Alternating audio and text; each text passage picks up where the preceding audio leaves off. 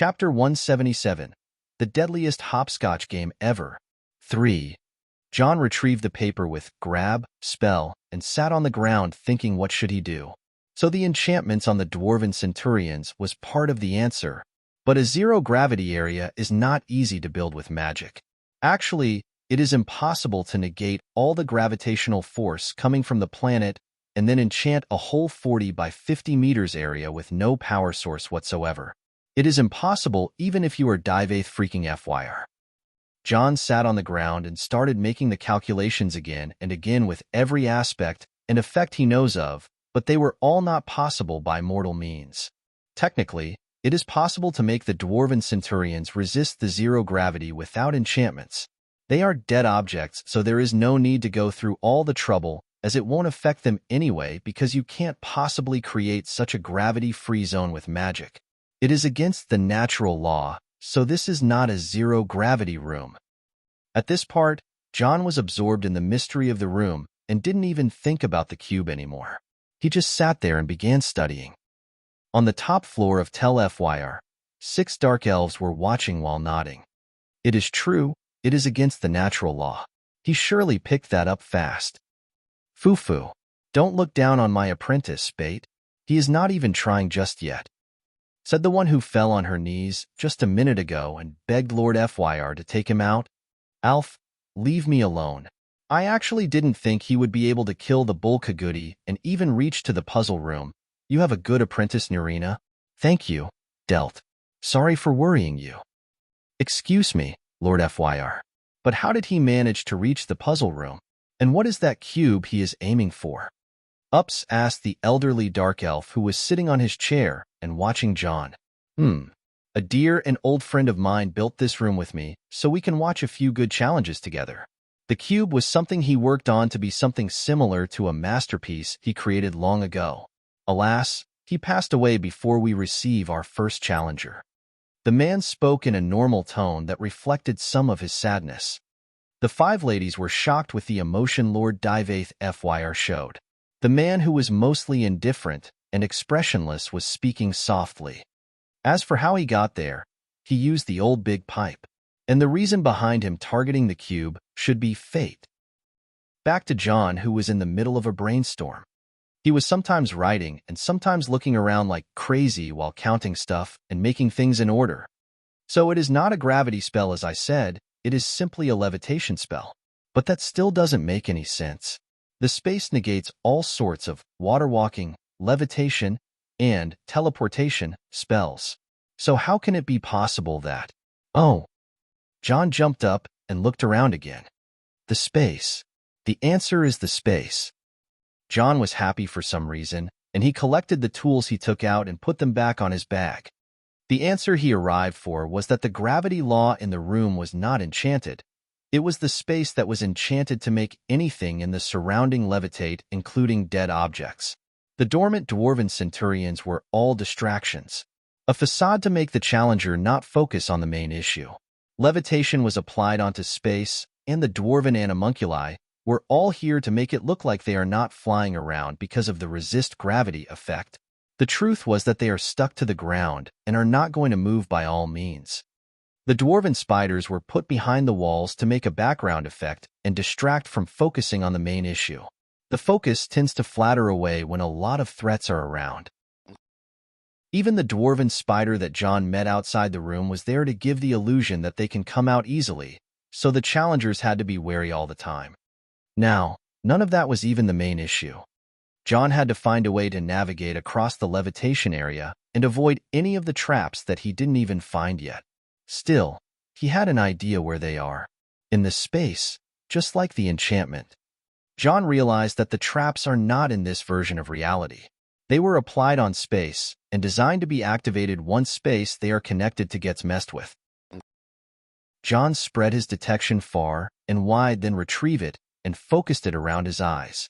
He then opened his eyes and activated his new version of detection, the third eye, or the eye of the mind. What he saw next was something out of a fairy tale. It was simply marvelous. In the empty place in front of him, a lot of runes circle with all sizes and colors were filling the space. It looked like a festival of magic that was about to be unleashed when a small thing is just to touch one of those. They were all beautiful magic circles that were imprinted on the space, but each and every one of them is deadly without a doubt. One wrong move and death is a certain thing.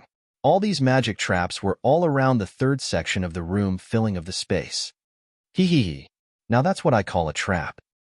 John shook his head helplessly as he had no idea who to bypass that trap. He was lost in its beauty and wonder to the point that he was just simply standing there doing nothing. He knew that the moment he steps in there, he will be just moving around with no control over himself in a zero-gravity, mimicking levitation space. Or maybe, can it be another round of hopscotch? John had this funny idea that seemed to be very unreal, but when he thought about it, it actually became visible to him. I see. That rune and that rune. Shut up. Can it be really done that way? John started making his calculations once again and detected the safest route to the cube. Sigh. Here goes nothing. John walked into the space and completely submitted himself to the levitation force. Once he was in, there was no room for mistakes. He calmed down and tried to reach clarity, then opened his eyes and pushed himself slowly and very carefully towards a certain white magic circle in the space. He kept flying slowly until he reached the circle. Once he put his hand on it, he felt like it had a matter and reassembled a platform in the middle of space. Genius! He couldn't help but praise. John then stepped on the circle and pushed himself through the space towards the other one, and from it to the other, the third and the fourth. A minute later, John was floating in front of the Dwemer cube. Hee hee. Found you. John was feeling great, but he had to be cautious of any hidden trap around the cube. The cube was surrounded by a glass container and was locked with a key. The keyhole was protected with magic and could only be locked by a key. Or our good old lockpicks. John took out some lockpicks from his box and isolated the magic in the keyhole from interfering with the picks. Luckily, it didn't require a certain key to open the lock as the lockpicks were already doing their charm and, tink, the lock opened safely and John could open the display and stretch his hands in. Of course, just like any cliché story, once John held the cube in his hand, shit went down. First, the levitation enchantment on the space got disabled and all the traps on the space also disappeared. John, who was floating, fell on his face. Ouch, okay. I saw that one coming, so I won't complain. No, I am complaining. Why are you guys moving? John looked around and saw a horde of dwarven animunculi swarming from left and right. All the dwarven spiders and the dwarven spheres, that he assumed won't be moving, all came towards him at once. Tink fee, tink tink tink, stomp stomp. John heard a more unpleasant sound behind him, and lo, and behold, the 3 dwarven centurion that just came back to life. So you guys were to come out when the cube is taken? TSK, how dirty. John already collected the prize and was in no mood to stay. The third section's traps were all removed, but the no teleportation, no levitation rules were still applied. More to that, on higher platforms, some new faces entered the scene. A total of 10 dwarven ballistas came out and aimed their big bolts at John.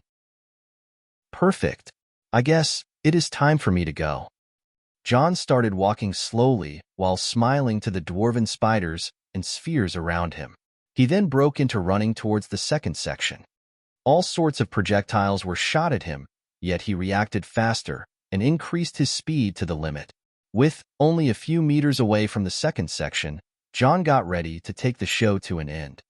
Ladies, this is the day you'll always remember as the day you almost caught Captain John Dare. Would not KST. All I can remember next was causing a big explosion after going through the second section with the whirlwind sprint, shout, and the shockwave sent me flying through the first section. I then landed outside it and used the teleportation scroll to return back to the Onyx Hall. The ones received me were Nurina, the FYR sisters, and an elderly dark elf with silver hair that I directly recognized as Lord Divaith FYR. Apprentice John Hild Firemane pays his respect to Great Grandmaster. I mimicked some of these wuxia novels when an apprentice greats a great master. Divaith FYR is the greatest master after all. Haha, Divaith freaking FYR accepts your respect. Oh boy, he must have heard it. I felt like being struck by lightning, but it seemed Lord Fyr took it as a joke. Sigh. Heroes. They get luckier every century. Lord Fyr sighed and spoke with a smile. This cube, why did you choose it? Lord Fyr asked me a question I was really trying to figure out an answer for. I can't possibly say that a creepy incorporeal entity that dwells inside me gave me a hint. A creepy incorporeal entity that dwells inside me gave me a hint? Ahaha. Amazing, you have one of those. Lord Fyr laughed it off. By the way, that cube was made by my dearest friend, so I will lend it to you. Whoever of us dies first, then the cube will belong to the living one. Oh, it seems the cube is really precious and holds a sentimental value for Lord Fyr. I wanted to return it back, but I really went through some crazy troubles to get my hands on it. Deal. Good then. I hope to see you once you have grown into the best promise of yourself. Until then. Lord Fyr said and turned away. I was holding myself not to blush the whole time. This is Lord Fyr. I don't want to sound like a pervert, but when he patted my shoulder just a while ago, I vowed to not ever let anything touch it again. I am considering removing it and keeping it in a museum. Once he turned around and left, Bait and Ups followed him, and I got introduced to Delt, who arrived just a while ago. After that, Nerina took me to the side. Brat, do you know what did you just take? She was speaking and beams of joy were shooting from her eyes. Nope, I just felt it is the best thing in there. Damn, you are so lucky. Listen closely, the place you went in was an old Dwemer ruin that got relocated, under Tel Fyr by Lord Fyr, and a close friend of his. Aha, I see. So that friend is the expert in the Dwemer artifacts. I am glad you noticed. Hey, was it Yegrim Bagarn? No, it is not. I doubt that he would want to do anything related to Lord Fyr's personal sport. Not Yegrim Bagarn, the last living Dwemer? Then who was it? The room you was in is called the Puzzle Room. It was created by the efforts of Lord Fyr and his venerable friend, and you just beat it and took its most important treasure. You brat has beaten the work of Dungeon Master, who is specialized in magic, and a Puzzle Master who is specialized in Dwemer technology. I gulped a mouthful of saliva. Damn. I clearly realized what I just did. Who is Lord Fyr's friend? And what is that artifact? Nerina sighed and calmed down, then said some words that I doubt my sanity afterward. The friend is Sothasil, and the artifact is the Haven Cube, and the Haven Cube is inspired by the mod Haven Bag by Haishao. Just an immersive and lore-friendly version of it. Chapter 178, Back to Winterhold, and a big shout for Jack, Marius Arnezen, and Merdad Elizadeh Khorassani for their support on. You guys are awesome. Also, I'm sorry for not checking on lately because of technical internet issues in Egypt. I had to make peace with myself first before thinking of what really happened once again. My thoughts were all jumbled up because of what Nerina has just told me. The Haven Cube, she said, an artifact with a ridiculous ability that can be described as heaven-defying and earth-shattering. Not only a subdimensional storage, but also a shelter. No wonder Lord Fyr was reluctant to let me go with it at first.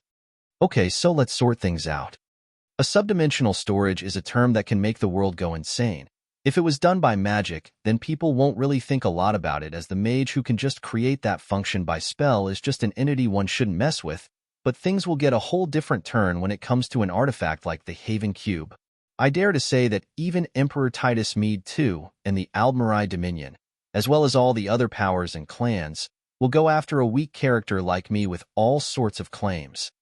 And that's just the start of it. This is not just a subdimensional storage artifact, it is a shelter, a safe haven. Something that can be accessed with one's own body. How ridiculous that is. Well, it is very ridiculous. The theory about it is probably very relatable to creating one's own realm like a Daedric prince or an original spirit. Freaking ridiculous. And if that is not badass enough, then how about its size? Nerina said that the inside of the cube is 8,000 square meters that can be divided into multiple floors and rooms. That's right, the owner can add and remove floors and rooms within those 8,000 meters square. Not enough? Then how about some history lesson? This artifact was created by the one and only Sothasil, a ridiculous being among the ridiculous beings. Who is the hell is Sothasil? Sothasil, also called Lord Set, was one of the members of the Tribunal, the divine rulers of Morrowind, alongside Vivek and Almalexia, as the three were worshipped literally like gods. For his feats, Sothasil was called an architect of time, a binder of Oblivion, and the mystery of Morrowind. He is known by many other titles, such as the Clockwork God, Father of Mysteries, the Inspiration of Craft and Sorcery, the Light of Knowledge, Magus, Magician, Sorcerer, Tinkerer, and later a Saint of the New Temple. He was said to be reshaping the world from his hidden Clockwork City, a mechanical city that was physically contained inside a person-sized celestial drome. Sothasil the Magus was the patron of artificers and wizards, and the mightiest wizard, and the wisest counselor of the First Council, and also spent time training the Sigic Order on Artium. According to the Tribunal Temple cult, Sothasil was the light of knowledge and the inspiration of craft and sorcery. One thing to take note of was that Sothasil and Lord Fyr were best buddies. One was fond of puzzles, and the other was fond of dungeons. For them to create a puzzle dungeon together, and this humble Dragonborn beats it, I say I am going to brag about that in front of Alduin himself when I get the chance. Putting all that aside, I kept looking at the Haven Cube, while cleaning it with a cloth and laughing unintentionally. Jull and Wolf were looking at me as if I am sort of an idiot, but I skillfully ignored them. Oh right. We returned to Winterhold, and we held a meeting at my house. So, you went to Morrowind? Without me? Julliner didn't let one off. And met with your Grandmaster and Great-Grandmaster, who are some extreme beings. Wolf was also disappointed. Sigh. Wait until Alina hears of this. She will be heartbroken to not get that chance. Nurina was consoling them. HOOMAN, play with me, and Nefertiti didn't let go of me since I arrived. I love this family atmosphere, but can I please focus on how this thing works? The cube was left for me to figure out how it works, so I took my time studying it. I mostly figured the whole idea about it, but had to learn a few things first before fully utilizing it. I am afraid we are not that free. You have a meeting with the head of the technology department, Alile. Then you will have to meet Alishka to sign the financial papers. Also, there is a shipment of horses that will be delivered by the Firemane Skyfire Company. The Moonblades will send their people to talk with us regarding the future of Winterhold 2. The most annoying thing you will have to deal with now is the Imperial Legion that demanded some supplies, and the people from Solitude that accused us with tax evasion. The construction department wants to get some tasks too, and there are some meetings you have to attend. Jull spoiled my mood by acting as my secretary. And we need some funds. Wolf joined in. That too, Jull confirmed. I looked at them and felt how much they are happy at my misfortune. These cheeky brats were just at each other's throats a month ago. I think I created a department to manage all that stuff when I am not free, I said and returned to scanning the cube. The management department? Yes, but we are short on employees. Jull said. I am not talking about the management department. Huh. I am talking about the mercenary corps and the security department. I don't remember what happened after that, but I am pretty sure I was knocked down and got dragged all the way to the office. 3 nights later. Still working. 1 week later. Let go of me. Back to your office. 2 weeks later. I was finally released. You may take my life, but you will never take my freedom. Quit screwing around. There is a report from Team Zero. Jull whispered to me. Oh, something happened? The person you were looking for has appeared in Winterhold. Oh, Team Zero is one of the mercenary teams in the Dare Dragon Mercenary Corps, the new military contractor in Winterhold. Team Zero is my personal guards on the surface, but they are also my best men and the private intelligence agency that I personally lead. Julliner is the head of the team, of course. And by the person I was looking for, it means that someone has finally appeared. It is an expert researcher at the matter of soul gems, Nellakar. Nellakar was a minor NPC in the game involved in a quest or two. Apart from that, he was also a magic merchant. I had some important business with him, so I took a small bag from my desk and went directly to the Frozen Hearth Inn. Lately, as I started walking through the roads of Winterhold, Some people would gather around me and start complaining about all sort of stuff. I had to create a small office and for the complaints and the requests, but they never quit. Jull forced me to be accompanied with bodyguards since then. I can just teleport, you know? Still, I was refused on sight. Women love to take care of every single detail, man. Anyway, I started walking the street with my bodyguards lately and, damn, it feels so good to be a celebrity. I looked like a boss walking with some mini-bosses that one has to beat before reaching me. Anyway, as I reached the inn, I called for Dager the innkeeper and asked for Nightcaller, so I was guided to a room in the side. Who I saw was someone as tall as me, a high elf with golden skin and all. He looked rather old in age too. Hello, am I speaking to the wizard Nightcaller? Who sent you? Was it the college? The Jarl? We had an understanding that there would be no more questions. The man spoke to me with disdain before I even say anything. I sighed inwardly. High elves are all pain in the ass, except for Faralda. She is cool. My name is John Dare. The elf looked at me with his brows raised. He clearly recognized my name. The new overlord of Winterhold. I have heard about you. What is it? You want to question my presence in this town too? No. You must have taken it the wrong way. Let me welcome you back to Winterhold on behalf of myself and the Dare Dragon Company. The presence of an elven mage like yourself in our town is a welcome occurrence in our town. Nightcaller paused what he was doing and looked at me closely. Interesting. I'll listen to you, but let me tell you this first. You are not to stick your nose into my business and we will be fine. The Altmare said with all the arrogance in the world. I smiled and held myself from saying anything. I really wanted to experiment how much can the dragon language affect the mindset of a high elf. I will do it, but not now. Then I will cut straight to the chase. I took out the small leather bag that I carried and put it on the desk in front of him. This is me interfering in your business in a very rude way that I hope you would forgive me afterward. But it's of urgent importance. Nightcaller looked at the bag and opened it, emptying its contents on the table. What he saw made him jump from his chair and run to the wall as far away from me as possible. I was about to laugh at the scaredy elf, but I think I should keep it to myself. The Star of Azura? Gods, it's all finally coming back to haunt me. His expressions were that of an absolute terror. Calm down. It is isolated and contained, I said and stood up to calm him down. It took a few minutes to comfort him back to the right mindset. So you want me to fix it for you? Impossible.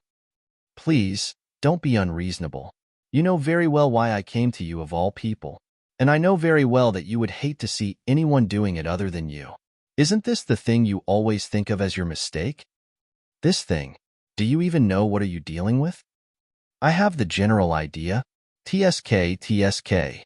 General ideas are not enough. What do you know about soul gems? I am Narina Arin's son. I know everything there is to know about them. Oh, Narina Arin, an elitist in the mage community. So you are the Nord's son I heard rumors about. Naturally. Good then. Back to our topic. As you know, soul gems are used for enchanting, but the gem is always consumed. They're frail. Except for one. Azura's Star? Correct. Azura's Star, a Daedric artifact that allows any number of souls to pass through it. Some of us wanted to find out how. I was working under Vaermina then. If only we knew what he was really planning. Immortality. You are well informed. Malin wanted to alter the star as he was dying. He thought he could store his own soul inside. Become immortal. It drove him mad. Students started dying. Eventually, the college exiled him. He took a few loyal disciples away and vanished. Look, I don't care how you found the star, but don't take it back to Azura. The Daedra are evil. They're the reason Malin went insane. I understand, but what made him think he can alter the star? Sigh. Look, Azura is no ordinary Daedra. She commands an entire realm inside of Oblivion. The more Malin worked on the star, the more she was able to damn him. It started slowly at first. Malin would see things that weren't there. Then he would yell at students over words they hadn't said. Then one day I walked in and Malin had killed a student, and in a horrific moment of inspiration, he started using her soul for his work. And now his soul dwells inside the start. I thought if I isolated the star we can weaken him and cut his connection to the outside. Well done. You are not Narina's son for nothing. So can you help me exorcise Malin's souls away? Nellakar sighed and nodded.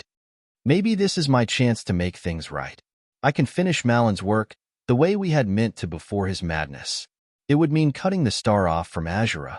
Only black souls would be able to enter it once we finished. I understand, then let's hurry. Who knows if Azura is watching right now? We both nodded to each other and started the preparations. Chapter 179. The Magicka Reactor. Nellakar put the Azura's star on the table and started preparing some necessary scrolls to seal the room we are in and not alert anyone if anything gets out of hand. After that, he started analyzing the star. These fissures and cracks aren't encouraging. Malin obviously was growing more desperate once he left the college. After more analyzing, he did it. He actually managed to trap his own soul inside the star, but it's falling apart. It needs more souls to sustain itself. The star is being used to sustain Malin's soul. I can't fix it while that fragment of him is inside. Is there any other way to deal with him? There is, but it's not as simple as enchanting Malin away. He's put up barriers.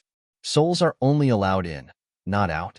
If we were to somehow send a soul inside the star, one that was ready to overpower Malin from the inside. Nellakar seemed a bit depressed while saying so. He is going to ask me to kill his friend. Is it possible? Nellakar sighed and nodded. He's already dead. Worse, the enchantment keeping him intact requires black souls. I don't know how many people he must have killed. If we don't do something, the enchantment will eventually fade, and the star will slip back into oblivion. Azura will have the last laugh. So, I could soul trap you, place you inside the star, then bring you back once Malin has been dealt with. It is a special type of soul trap, placing you inside the star without fully killing you. Once Malin has been dealt with, I'll bring you back. I was waiting for him to offer me that. I guess there is no other way then. I understand if you need some time to prepare. Let me know when you're ready. No need for waiting. Let's do this. After some time, I lied on a bed and Nellakar started preparing the spell.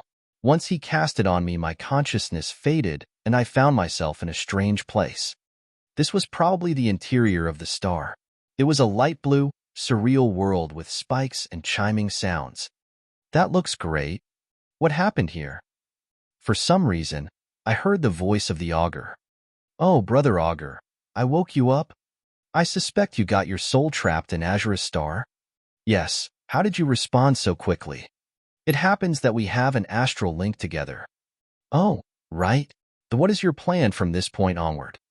Can you collect the data from this small world while I get stall Malin for some time? I can do that.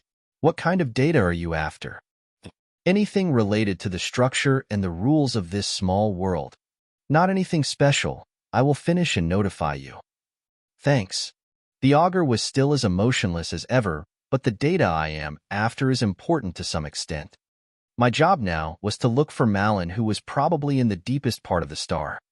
On the way, I happened to meet up with some ghastly remains and Daedric vestiges. Some of them were Draemora that seemed to be allied with Malin, but I got rid of them right away. Malin himself was found in a haggard state after being isolated by me for some time. He has clearly become madder than before. From that time, since I took the broken star from his cult, I have kept him sustained on some animals and white souls. These were far from enough, but they kept his soul from perishing away. Now his soul was in front of me cursing and screaming, while calling his apprentices the trashes who can't hunt a prey. Once his soul saw mine, it turned into a berserk state and tried to devour me with its all. I only overpowered him with my sheer magicka and kept him at bay for a few minutes until the augur finished what he was doing. I have what you need. We are off then. I overpowered Malin's soul further with only magicka and it broke right away. So weak. At this point, Nellakar pulled me out. So, the star cleansed itself? Yes. You've changed the fate of a Daedric artifact and lived. Congratulations. And keep the damn thing. I'd rather put that chapter of my life behind. Thank you, Nightcaller. If you ever want anything, you can find me right away. I will also notify my people to help you in any way they can. I bid Nightcaller farewell and left the inn in a hurry with the black star at my hand. It really has no use for me now, so I'll just keep it as a trophy or whatever. After all, the real work starts now. Brother Augur, still with me? Yes. Can you please help me review the date from the white file and the date from the black star file? Both the sealing enchantment from the black star and the absorption enchantment from the white file were analyzed. What kind of an item you want to use on them? A soul gem? Are you trying to create another unbreakable soul gem? No, that makes no sense. Foo-foo.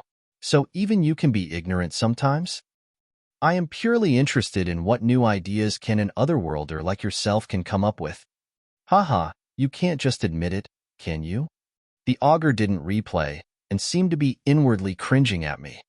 Fine. My project right now is called the Magicka Reactor. By using part of the enchantment from the white file, that one that absorbs pure magicka from heaven and earth to convert it later into matter. I only took the absorption part, as you know. The other thing I needed was a material that was able enough to store magicka, and nothing can do that except a soul gem. 50 points for Gryffindor. I mean, you were right. Anyway, I wasn't sure how will the soul gem react at first, so I needed an insurance, and that was a way to seal the energies inside a soul gem, which you kindly provided when we were at Azura's Star. What we lack are some dwarven metal wires, which I already asked Wulfer to make. We will get to do our sweat research right away. A Magicka Reactor. Huh? That seems promising. I know, right? To be able to absorb magicka and store it from anywhere. This is exactly the function of the human flesh and how it provides the astral body and the soul with energies. It is indeed promising. Sure, there will be no need to kill any creatures and people to trap their souls anymore. I dare to say that if we succeeded, then the age of soul trapping is coming to an end. I couldn't help but make an evil laugh, even though I was doing something not evil. This will be epic. Winter is over, but it is still snow in Winterhold. A few weeks have passed since I started my damnable research. Jull and Wulfer have given up on me and took Nefertiti away. The last thing I heard was that they got invited by Alina to the Moonblade clan. I also receive an invitation, but I will go join them once I am done. More or less, I am done. Most of the prototypes are working, but they overheat and explode. I need a material to prevent the soul gem from overheating, and I sent a ship to Solstheim to get such a thing. There was a material that was called the Stahlrim that can only be mined from there, but it was expensive. The only way was to hire some people from the Skald, a very old and respected hidden clan that has good relations with the Firemans. I hope that everything goes smoothly, but Ongium got a bit late. He sent a word that there are some troubles in Solstheim, and it is very hard to find the material we need. The Stahlrim is a rare form of enchanted ice found only on the island on Solstheim. Throughout history, it has served various uses. Originally, it was used in the burial rituals of ancient Nords. The deceased would be encased in the material as a form of protection, a privilege that was typically reserved for Nordic individuals. It has also served as a crafting material and, with the proper tools and techniques, can be used to create weapons, armor, clothing, and even jewelry. Stahlrim armor, and sometimes called ice armor, can be light, medium, or heavy in weight. It is very protective and is often made with steel or quicksilver. Due to its innate properties, frost enchantments placed on items made of Stahlrim are more potent, which will serve me very well in fighting the overheating problem in the Magicka Reactor. Also, in its raw form, it can be used as an alchemical ingredient that induces paralysis and inflicts frost damage. Stahlrim is often described as being hard as iron and impossible to break by conventional means. The only known way to mine it is with an ancient Nordic pickaxe, made from superior craftsmanship. It has been described as a rigid, blue-white crystalline metal, faceted yet smooth, and unnaturally cold to touch. Working with Stahlrim is much like ebony smithing, and can only be performed by a skilled blacksmith. This all made my life go a few times harder. The Magicka Reactor project is the hope of Winterhold and the Dare Dragon Company. It will be a new source of energy that can probably be better and cleaner than anything the modern civilization of Earth came up with. But good research time can't go smoothly unhindered. This morning, I received some terrible news. Alina, Jull, Wulfer, and Nefertiti, 4 of the most important people in my life, have all disappeared. Chapter 180, The Snake's Denver. Jean's POV. My best friend went missing. My 2 girls went missing. My cat went missing. 4 of the most important people in my life went missing while I was tinkering with some tools to create a thing that should be able to secure a good future for those people I care about. And then things got messed up when I was not paying attention. Well, this made me get too much frustrated and called all the people I have around. With hasty preparation, I raised the alertness in Winterhold to the max. I probably seemed like some tyrant when I overstepped my authority, but I tried not to lose much of my sense. Luckily, Nerina was there for me. For my important family to go missing, I can't ignore the possibility of it being because of me. Was I too careless? For the first time, my house was so empty and boring. Without Jull and Nefertiti around, it was not my home anymore. Even when I sat in my office, I felt too lonely without Wulfer coming over to drink after work. And God knows how much I missed Alina. If this was because of me, if someone was targeting my people to get to me, it won't end well. It will be ugly, too ugly that I will bring hell down with me. I couldn't sit still anymore. As my mood went stormy, Winterhold got affected by it. I now have become the ruler of these people even though nothing is official. Their fates are tied to my decisions. I can't get carried away. That night, I gathered all the members of Team Zero, the personal guards, and the intelligence agents at my company. We roamed the streets in silence and paid a visit to every spy that got sent by all the powers around and started interrogating them. It was a night full of muffled screams and spilled blood under the basement of the bathhouse. No one knew what happened to my family as the news about them were not that important in the eyes of the big powers. Still, they had to die. I even killed the Stormcloak and the Imperial spies personally. I never thought I would dig a mass grave in my life, but that was the price of power. I dug it with my hands. The last thing I had to do was to leave the matters to the new management team I assembled during the last few weeks. They will keep the ship floating just fine. Lastly, I asked Nerina to watch over Winterhold for me, and even went as far as going to Archmage Savozarin and asked him to assist Winterhold if it happened to be under any attack. Luckily, I was accepted. The last thing I needed to do was to travel alone to the Moonblade territory. It was the last place they were seen at, and I was welcomed there. I geared up and rode a flame Atronak hawk to the west. A few weeks ago, the Moonblade clan, Alina Moonblade, the Crimson Moon, and the Child of Kind, the most prized daughter of the Moonblade clan, returned to her home following her father Sigurd. Lady Alina is back. Lady Alina? By the gods, it has been half a year. The clansmen and the other people who lived here were all excited to hear of Alina, the popular girl who left the clan to find strong mages in Winterhold, leaving behind only a small note. In their eyes, Alina has only grown more beautiful in this half year. The Crimson girl who plays with magic seemed to have soared higher in the sky, on a flame Atronak hawk this time. The Moonblade territory was on the mountains in the west of Winterhold, right in the south of Dawnstar town. It had a big fort and a village around it. They could be reached by following a very narrow and steep pass up the mountain, but there were some tunnels and caves that weren't revealed to anyone, apart from flying with an Atronak, of course. Alina gracefully landed in front of the town that had more inhabitants than the one of the Firemane. As a Moonblade, she was seen as a nobility even though she was the most important character in the clan after the Patriarch, which made her appearance to be met with a lot of cheers. Across the town, the main house was there, an old and towering castle built to withstand all cold and wind. This was what Alina knew as home when she was young and the hell incarnate when she grew up. Well, another day at the Snake's Den. The Snake's Den, the name Alina calls the fort with, is where all her uncles and cousins live and where she got tortured because of her different eye color after birth.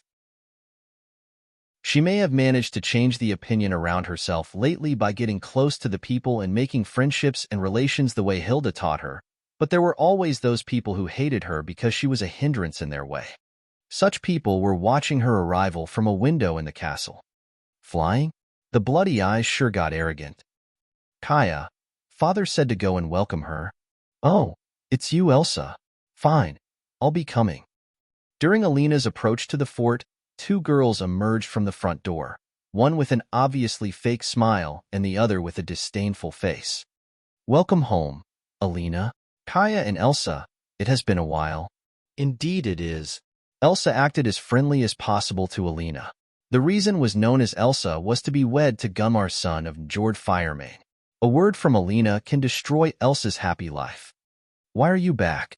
Kaya, the younger sister, on the other hand, was openly hostile. Oh, little Kaya, I had to return at some point. Nurina smiled and looked at Kaya sharply. She thought, come at me, bitch. I heard some talk that you found a master in Winterhold and didn't even manage to be her best apprentice, even though Uncle Ornulf went out of his way and provided support for you.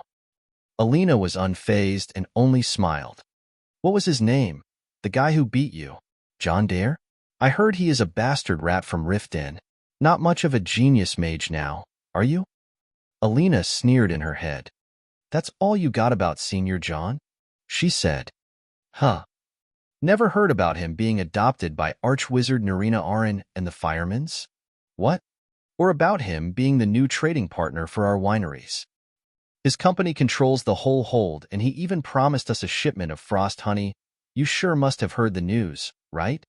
These events were really fresh and should only be announced today, yet Alina shamelessly took a chance and used the ignorance of the crowd to diss at Kaya.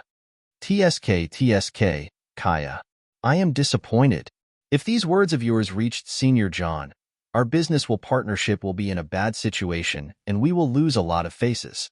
Maybe next time before you hurt our family's interests, you should watch your goddamn mouth. Alina said what she prepared to say, leaving both sisters behind. At that time, the Moonblade convoy led by Sigurd caught up to Alina, who went ahead. Elsa and Kaya, you are here to greet your sister? Sigurd hurried up when he saw Alina being faced with the two sisters. Welcome back, uncle. Indeed, we were here to greet Alina. Haha, how nice of you girls. Alina, you are coming? Yes, father. Just was done with the trash talking anyway. Alina didn't seem to care anymore and just walked past the two sisters with her magic movement spell. Her movements were fast and graceful like a fairy. Sigurd was taken aback by Alina's words and looked at the two sisters, who were smiling as if nothing was said. This girl, did she catch on some bad habits from that Jonrad's kid? And it seemed like not all water is clear, huh? Sigurd thought to himself, as he wasn't used to seeing Alina being carefree like that. Her action reminded him of a father and son pair who could get on his nerve just by occupying a material form in existence. After he followed his daughter into their home, the two girls remained outside. Elsa Moonblade was silent while Kaya was grumbling with anger. Did you hear what she said? Would she dare to put me into trouble? That evil witch, she? Shut up, dear. Elsa spoke in a disdainful tone. Elsa, what are you saying? Will you stand and watch her do whatever she likes to me? She would do no such a thing. Are you an idiot? Or whatever? The news about the Thane of Winterhold is something that only a handful few are aware of, and someone like you will never be informed about his existence. There is no way she can prove that you heard of him, let alone bad-mouth him, you dumb fool. She knows that too damn well too. But she just now? She was just screwing around with you? You really have no sense for such things, sister. Kaya fell silent, and Elsa shook her head helplessly. That bitch. Who does she think herself? Kaya made a very ugly face. Elsa looked at her younger sister and wondered if she would ever do well when she is not around. She is the daughter of the patriarch. She can screw around as much as she likes. She also managed to win a lot of people and family members. Do you think that father is having an easy time to deal with her? Elsa stated some facts and walked ahead while thinking. Alina, poor child. You have grown a mouth? Huh? Then let's see how much can you run your mouth. Chapter 181. Stirring the Muddy Waters. Days passed since Alina returned to her clan, and she was always either in meditation or training her magic and sword. The training style of the Moonblades, as well as their martial tradition and sword dances, were things that were passed down through generations until it reached this age. These traditions hailed from a race that came to invade Tamriel once back during the First Era 2703. That race was known as the Tsesi and, pronounced Sesc or Seichi, that can be described as the Serpent Folk. After they got defeated at the hands of King Reman Cyrodiil I, some escaped and some stayed, founding the Dragon Guard, the modern-day Blades. Some, however, fled and got mixed with the locals, which led later to the appearance of the half-Nords half-Akavir, the modern-day Moonblades. The Moonblade possess some two very powerful innate abilities, which are the snake blood that gives them weird abilities regarding poisons, which immunity is just the start of it, and the Moon Eyes, which is a very enhanced eyesight ability that can do wonders. On top of all the Moonblades, Alina was the one with the strongest bloodline ability. Her eyes were crimson red and didn't only grant her sight, but also foresight.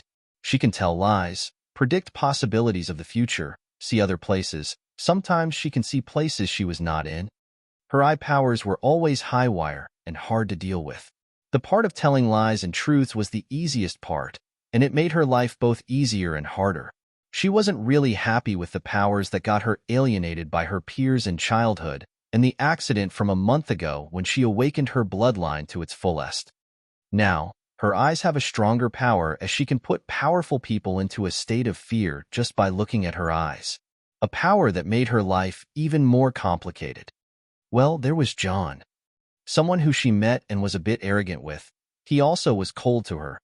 Even though they could get along as senior and junior, she was ever so grateful for him when he could withstand her dreadful power and even shut it down. The crazy thing is, he was not affected by a single strand of her power. She couldn't tell if he was telling the truth or lying. She couldn't scry or predict him, or even intimidate him with her lately acquired eye power. More to that, when he saw her without a veil for the first time, he became head over heels for her. Becoming ordinary in the eyes of someone after being seen as either a freak child or an untouchable genius was all good and fine to her. And to be surrounded with people whose power are equal and even stronger than her was a good experience in her opinion. Aside from John, Julliner, and Wulfer, as well as the Black Cat Nefertiti, can all be considered misfits in society for their talents alone. Adding her to the punch meant she won't be alone in this world. The thing that was more terrifying was John when he uses the Thursday. Alina gave up on competing with him in this part, even though it hurt her pride a bit, but she was completely outmatched. She can only shout 2 words for now, and may faint afterward. All in all, Alina was in a good mood now that she has some time to think about the past 7 months. There were many experiences that changed the behavior of that 17-year-old lass. Her behavior was a bit daring. She would cross anyone and trade insults now, unlike her old self when she was just a solemn girl who uses her power to prove right from wrong. The concept of having fun while doing things were all things she picked up from John. Finishing up her meditation, which was totally fruitless due to her mind being in Winterhold, Alina walked down from the backyard of the fort. It was apart from the old structure that was built in the Akaviri style. She would sit in one of those pavilions that oversaw the northern sea and the areas around it. She could clearly see the haunted tower that was on the hill covering Dawnstar, and she also could see Frostflow Lighthouse. During her thoughtless staring into space, footsteps came from behind her. Our Alina is still lost in her thoughts. You have been here since the morning. Alina turned around and saw a familiar face. Brenda, where have you been? I was on a mission with Evan. Come here, let me have a look at you. Alina and Brenda exchanged hugs. Brenda Moonblade, and previously Brenda Firemane, is the eldest daughter of Forsetti, who got married to the Evan Moonblade. She is a fairly tall Nord woman with strong arms and loves to wear armors. Back in the day, she was fond of Hilda and can be considered an elder sister to Alina. Alina talked to Brenda and started telling her about the long-lost cousin of hers, as well as all the events that happened. John's existence was revealed to the firemen's main family and a small circle of the Moonblades. It made Brenda ecstatic to hear stories about her cousin. By the way, I heard some of the servants talking about you going head-to-head with Kaya. Everything all right? Humph. She is 100 years too early to affront the most beautiful young lady in Tamriel. Alina started acting all haughty and indifferent, which made Brenda lag for a second before falling into laughter. Pfft, what is all that about? Haha, I don't know. Somehow, that way works with those kinds of people. True, but beware of Elsa. From what I know, she wouldn't let you off after what you have done to Kaya. She is welcome anytime. I know she will never set still until she sees me getting away from her brother's path. I know, you have done a good job until now. It would be nice if you... I don't want to. Tell your husband to quit lazing around and step up for it. I am not going to become the matriarch. Here you go again. Brenda held her head from the headache this topic brings to her. There were 3 candidates for the family leadership positions. The elders picked Alina, Evan, and Igor Moonblade as the most talented 3 which the family has to pick from. The strongest candidate was Alina, who managed to gain a strong popularity and has a lot of connection with the other clans. Evan Moonblade was a prodigy, but he was too lazy to do anything. And finally, Igor Moonblade, brother of Elsa and Kaya, is a talented person, but he was never on the good side of Alina. The hate that remained inside the Moonblades towards Alina was mainly because of Igor's faction. Alina wasn't interested in being the matriarch, but her late apprenticeship to Archwizard Nerina and achievements in the rooting the blood sales outside of the hold, as well as establishing a connection with John Dare. All of that made her position soar higher and higher. She would argue that none of these were anything worthy of being called achievements, but they were really a major change to the big picture in front of the elders. Brenda started stating these facts to Alina, who was not accepting any of them. Anyway, I don't care, but a lot of people don't want to see Igor in the seat of the patriarch. I will talk to Evan again, but no promises. Please, I don't want to take part in any of this too. Either marrying in the Firemen's or living with my master in Winterhold are far better options. I am doubting your reasons, but something must have made marriage a good option for you, isn't it? I will have to look into that. Blah. I was just saying. Anyway, just watch out for Elsa these days. She might be brewing some troubles for you. What are you thinking of, lass? Senior John once said something about how to feint and make strange movements to force your enemies to halt back whatever they are planning. Enemies? You sure are going all out this time, huh? Come on, I won't do anything harmful. Can I send a messenger to Winterhold? Not today, tomorrow will be fine. But you need to take permission first. Never mind. I will ask Father to help me with it. In public? Well, that's the point. And what will you do? Hee, just wait and see. That evening in the dining hall of the clan, Alina requested to send a message to her friends in Winterhold to invite them to visit and form a good relationship with her clan. These friends were John, Julliner, and Wulfer. The names were known to be the top 3 executives of the Dare Dragon Group, which indeed caused a stir in the muddy waters in the Moonblades. It was a timely invitation to make some good bonds with the new rising force in Winterhold. It indeed forced Elsa to halt her mischievous plan against Alina, but who knows for how long?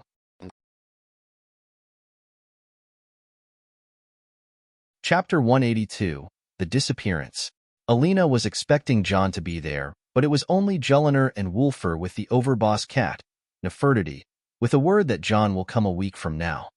A welcoming party was thrown to welcome the guests. Some employees and guards from the Dare Dragon Group followed Wulfer and Jull, transporting gifts from the company and also to negotiate about business.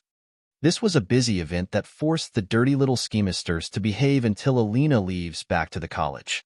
Friends, huh? This is sure unexpected. Kaya was sitting next to her sister while grumbling about the matter. Elsa, on the other hand, was silent. In her mind, this only halted her plan a little. Still, something was on her nerve. The black cat that was eating from her own plate on the table across the room was staring at her as if they were some sort of enemies. The girl who half-dark elven girl who was sitting beside Alina also noticed and kept looking at Elsa from time to time. Elsa didn't feel comfortable, as if she was seen through. Her instincts told her to never miss with those cat and girl pair. Wulfer was conversing with one of the Moonblade elders, and it seemed that the matter shifted from business to blacksmithing. The mood was too harmonious for someone with ill intentions to stay, and so some people have already withdrawn after failing to establish connections with the people from the Dare Dragon group, for they were already deeply affiliated with Elena.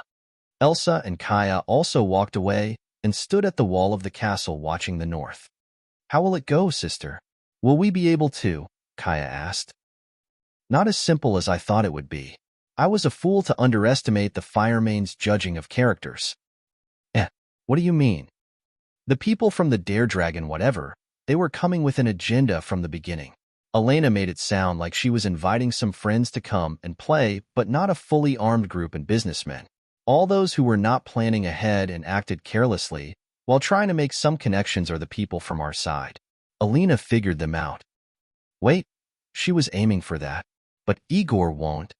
Speaking of which, where is our foolish big brother? Hunting. Probably.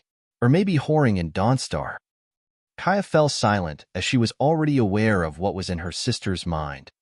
Igor is not a bad swordsman and could practice the ancient martial tradition known as aura. He could pass the minimum requirements of being a candidate, unlike Elena, who already broke the record when it comes to talent. More to that, a rumor was going around lately that Elena and John Dare has developed some sort of relationship. Igor's chance of inheriting the leader's seat was as good as gone now. Following such a useless person was too frustrating for a person like Elsa, who would only play for the win. Still, she won't admit defeat easily. If she won't take the win, she would destroy the whole game. Elsa walked away preparing her next scheme. The next day and the day after went well. Wulfur was invited for the forge by its master, and the two girls, Elena and Jull, toured the place together. The one in the dull mood this time was Nefertiti. As a mage sentry cat, her senses were abnormal, and by following John around the past year, she could sense even the shadow itself. After transforming into her beast mode, not only can she speak simple words, but she can even kill a dozen armed men and hide herself in places even John needed to use special ways of magic to find her. In truth, Nefertiti was already in an unknown path of a magical evolution to the point that her keen could read the body language of any being. All this and that made Nefertiti very wary of some certain individuals. If not for John's strict training, she would have gone all wild and killed that strange girl from yesterday. As strange as it seemed, one girl was carrying a very evil aura that made Nefertiti want to throw up. It wasn't something that a human would have, as Nefertiti was sure this girl came across something very evil, but she didn't care too much. In the end, she is a cat and she shouldn't alert humans. She can hunt and laze around, but the point of her action is to remain unseen. This is the only iron rule that John cared about. Other than that, she can just laze around. So after warning Julliner about the girl, Nefertiti decided to stay aside. The next day, Elsa went out with some guards and returned once again. Nefertiti was watching and felt more suspicious.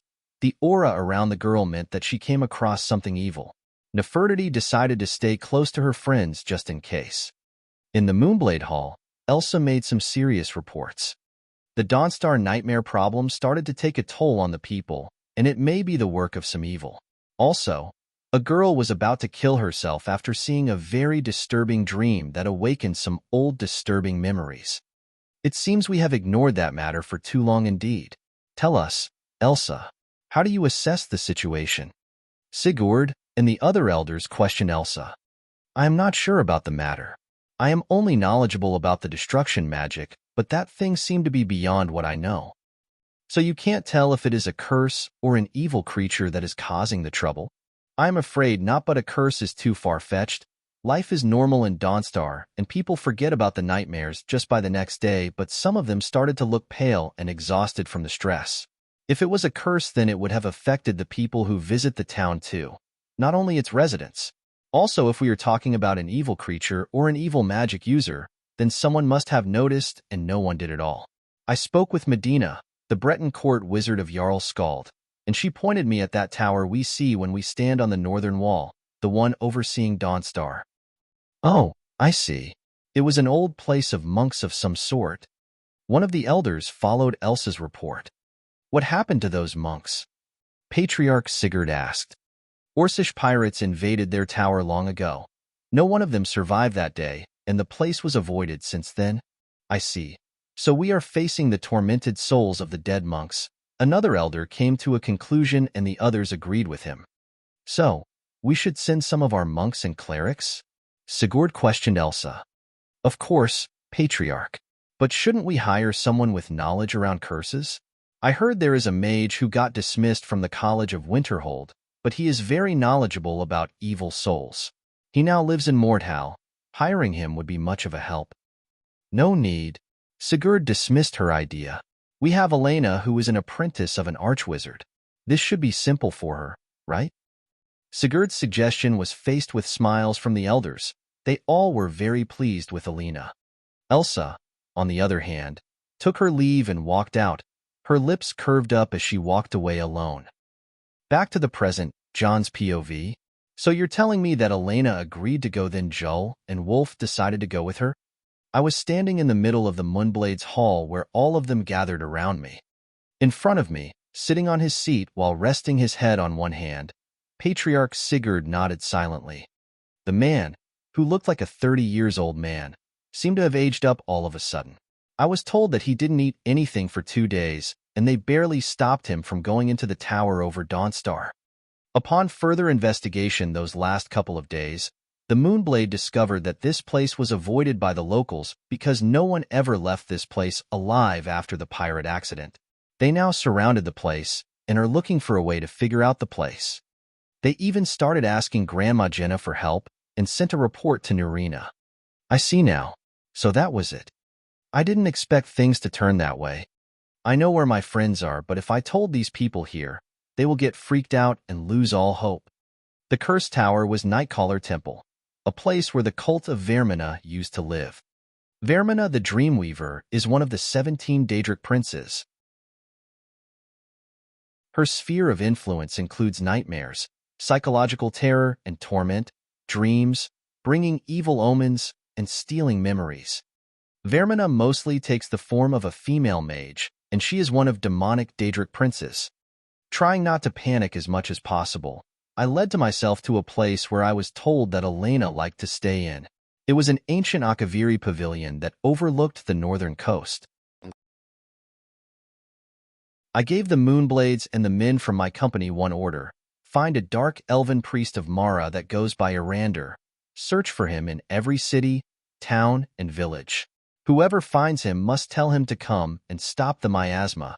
If he ever refused or resisted, bring him with force. The order was passed, and the men returned 3 days later. We all waited in front of Nightcaller Temple.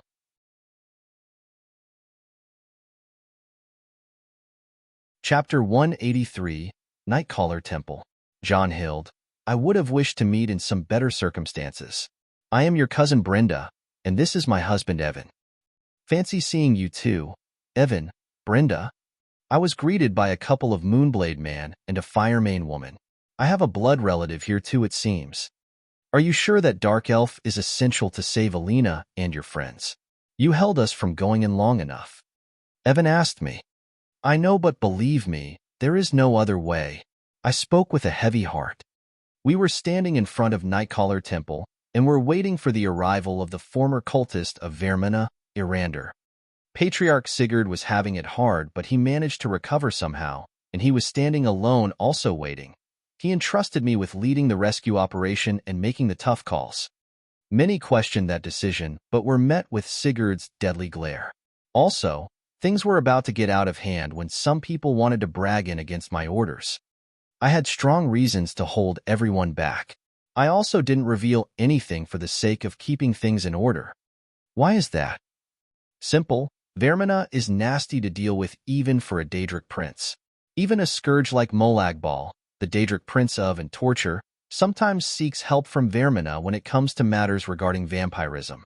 And there is Quagmire, the realm of Vaermina that was described as the most horrible realm where one's own nightmares and fears manifest into the most hideous form possible. Even though it is a place of great horror, yet it is the most frequent place that mortals visit in Oblivion. The first reason is that Vaermina pulls the sleeping people by their nightmares to torture them as she sees fit. However, the second reason is what worries me the most. It was said that Quagmire and the mortal world Mundus are really close, and the places where Vaermina's artifacts exist in Mundus are places where the effects of Quagmire manifest. I don't know to what extent, but the nightmares problem of Dawnstar are related to it. Now, in Nightcaller Temple, I met with the escort that arrived from Dragonbridge Town. Following them was a Dunmare man in the yellow monk's robe. This was Brother Irander. From the looks of it, he didn't seem to have shown any resistance, so I guess it won't be hard to convince him to work with us. Brother Irander, we are sorry to bring you here on such a short notice. My name is John Dare. Irander was looking around and seemed a bit desperate for some reason. Please, good lord. I have left that kind of life behind. I have cut ties with Vaermina and Nightcaller Temple ages ago. Please, spar. We are not intending to interfere with your past. The matter is that we know about the miasma. Some of ours went into the temple to investigate the matter on their own, but they never came out for 4 days. Mara's mercy. I don't know what to say. Please, save your condolences. I am very well aware of what's in there. I approached him and whispered, I am talking about the skull. Irander's eyes were about to jump out of his head. He looked at me and started shivering. I also know about what happened back in the day when you fled to save your own hide. I am not judging you because no one would want to kill themselves instead of struggling to survive, and you did. Congratulations, but this place is dangerous. I forced myself to calm the mare down and explain the situation. I understand. It is indeed true that the Skull of Corruption is what activated the miasma that comes from the Nightcaller Temple, that building that people call Tower of the Dawn, but it was deserted for quite a long time before Nightcaller Temple was established inside.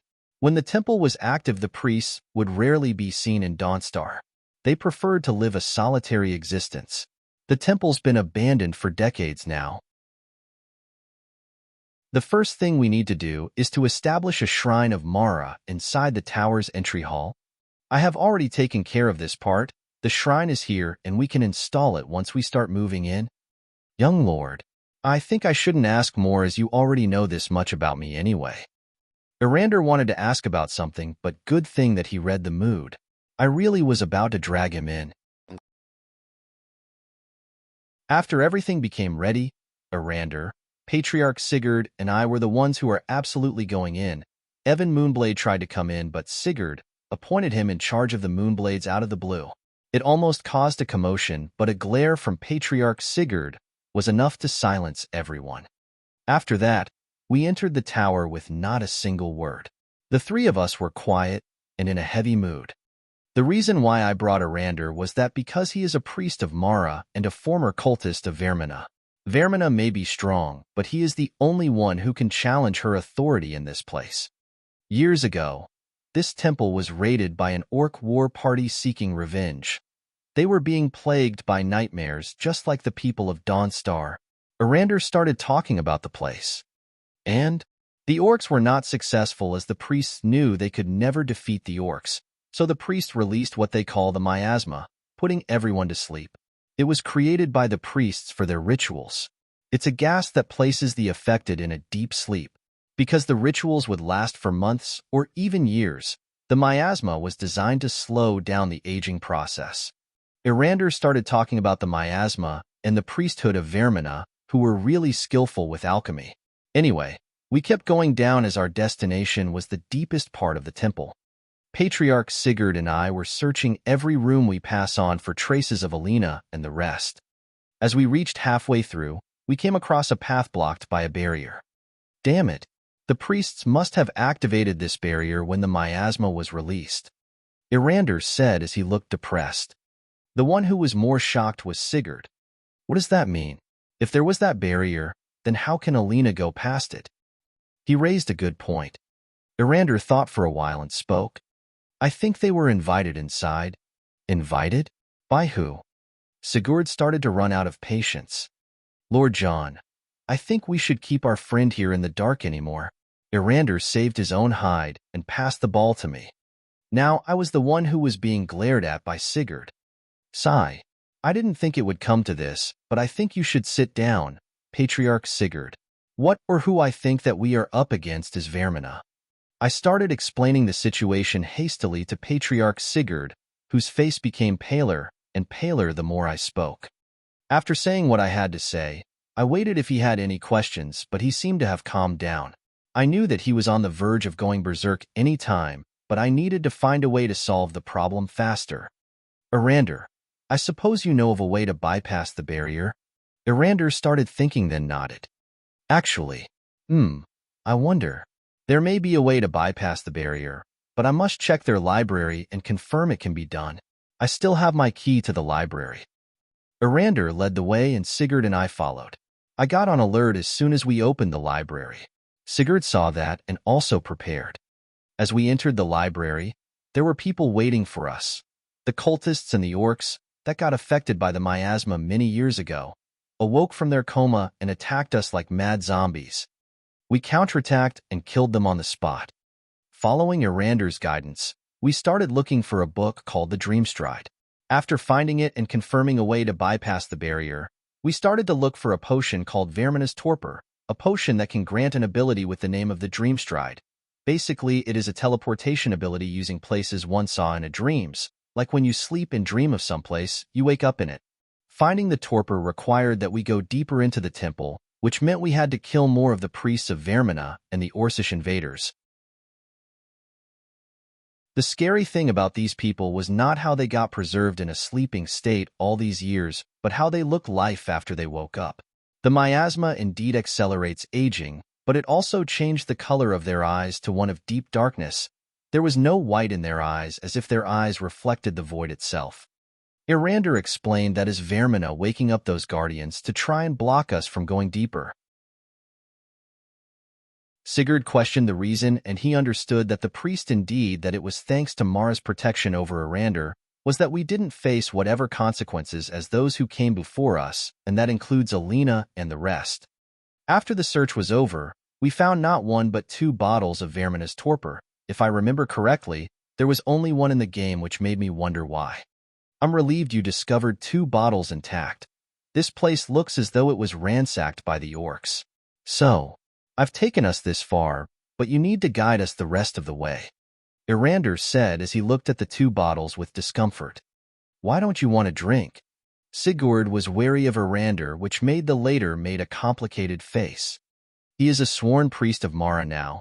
He can't drink the torpor because it won't work on him, as it only works on the priests of Vaermina or the unaffiliated. Isn't that right? I explained the situation as I remembered how it was. It is indeed the case. One of you 2 has to drink it. I understand your hesitation, but I promise you that it works. Erander said, following up to my words. Sigurd was very cooperative with me, as everything I said was coming to be true regarding the case of this place.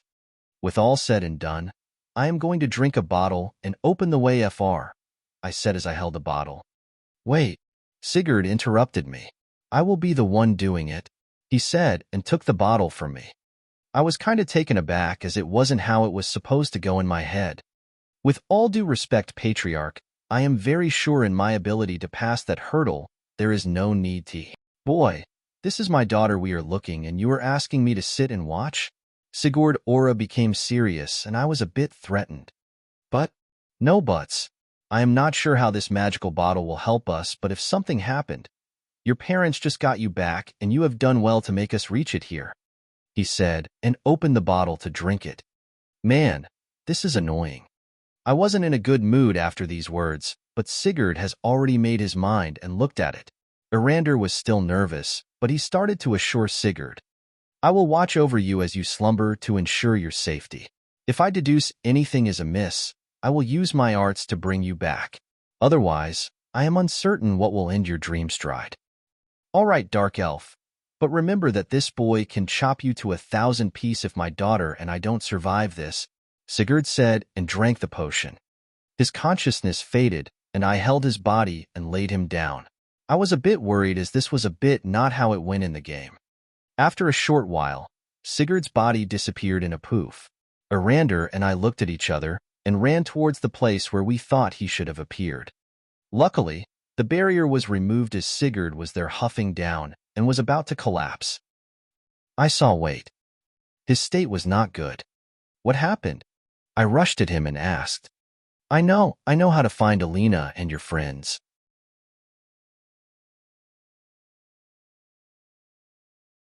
Chapter 184. Into Quagmire. 1. Wait. What? I know how to find Alina and your friends, Sigurd whispered closely to my ears. Sigurd's words meant that something has gone pretty much different than what I expected. The next words said by Sigurd made me understand that this is not the way things should have went anymore. From this point onward, I can only hope to save Alina and the rest on my own. At that time, Irander caught up to us. It worked. Mara be praised. You vanished after drinking the torpor and materialized on the other side. I have never seen anything quite like it. He started talking to the worn-out Sigurd that didn't even bother to reply. Irander, we can't waste time, I said to haste things up. Yes, Lord John. Let's go. Irander and I, followed by Sigurd, who walked on his own pace, arrived at the last chamber in the inner sanctum of the temple. There was a boss battle when two powerful priests of Vaermina were awakened, and they were conscious to Irander as they were his old friends. After putting them to their final rest, Irander seemed heartbroken, but I didn't care about that. We still had work to do. Once we entered the last room, all three of us turned quiet. It was a circular room with an altar. On the altar was a staff, and it was covered by a powerful barrier. That staff was the most infamous skull of corruption. Sigurd looked around the room for any last hope, but he knew better. They are not in the tower anymore. Behold the skull of corruption, the source of Dawnstar's woes. We must destroy it. Irander walked ahead. Wait, Irander. My friends are nowhere to be seen, I said in a demanding tone. Irander looked at me with a complicated face. Lord John, I know you're worried, but please, destroying the skull it is the best way to avenge. They are within Vaermina's grasp now. You can't deal with Vaerm. As Irander was explaining, I threw a small dagger to his chest. Sigurd came from the back and stabbed him too. I am sorry. Sigurd apologized to the dead Irander before laying his body on the ground.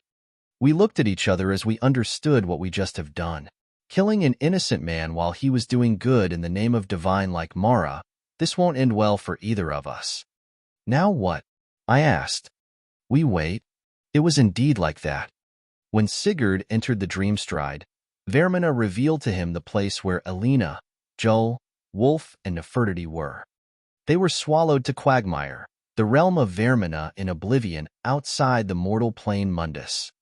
I don't know the details, but it seemed that any intruder to Nightcaller Temple gets swallowed by Vaermina to Quagmire if they are not protected with the power of a divine. Luckily, both I and Sigurd wore our amulets of Talos. Interesting. A voice sounded in my head. The man was shown what he wanted to see, and you believed him. You knew of something. The voice was that of a young female. It was slow and quiet, but carried a lot of pressure and power. It was her.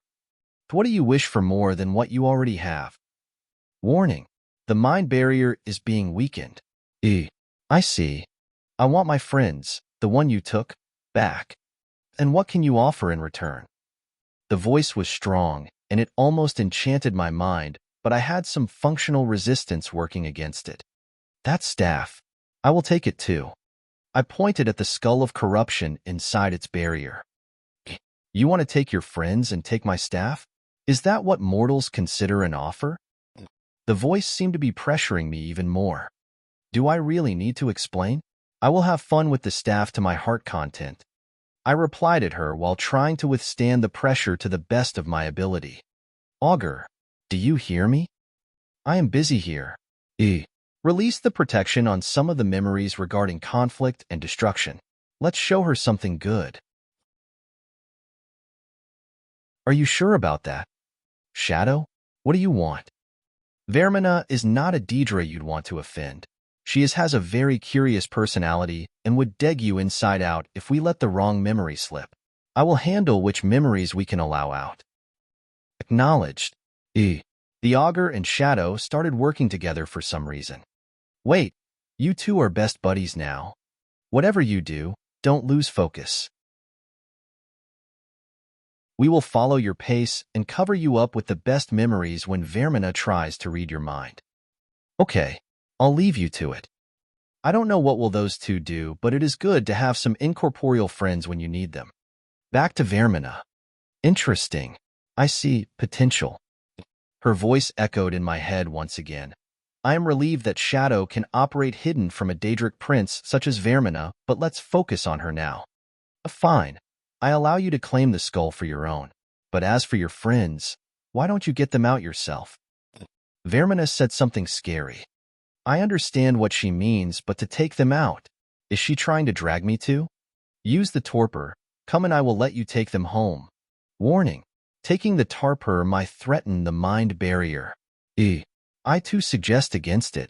This is bad. My head is now a conference room for weird voices. It is not fun at all. Augur, Shadow, let's keep the memory flow as what we already achieved. I am not sure what will happen, but I will need your head to analyze whatever illusions I am about to see. Acknowledged. Good plan. The plan is now changed from guarding against Vaermina is to coping with whatever she will throw at me. I grasped the torpor bottle in my hand and removed the lead.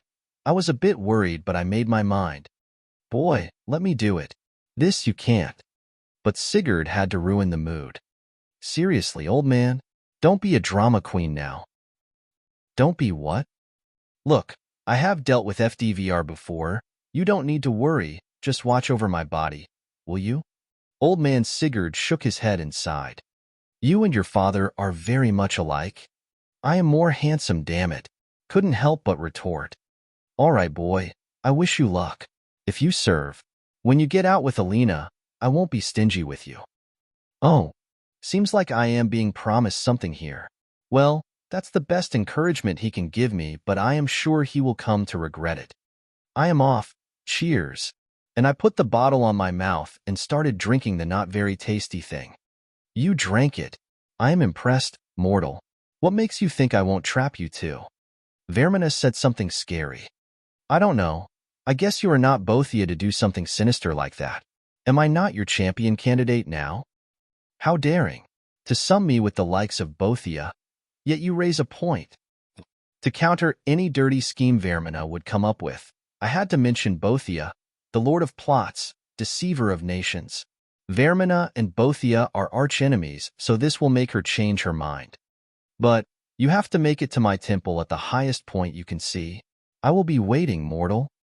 Vaermina left me with those words and the torpor kicked in. I felt like my head is light, then it all became dark. This was reckless. I know, right? The kid is really outdoing himself again. I can hear you. Little voices in my head. There is that what you need to know. Vaermina state that she will wait for you to find your lost comrades and wherever she is taking us to, and then come to her temple. I guess we have a solid objective for once now. Wait, what do you mean us? I purposely replaced my astral extension with my original self. Damn. Now I need to supply you with my Magicka. Please don't be disheartened. Kid, that thing you said to Vaermina just now about Bothia, that was one daring move. We have a chance thanks to it. From what I can tell, we are making it to Quagmire. That's my first time in Oblivion for me, guys. It won't be the last. So gloomy. Just know that Quagmire will try to deceive you by showing you what horrifies you the most.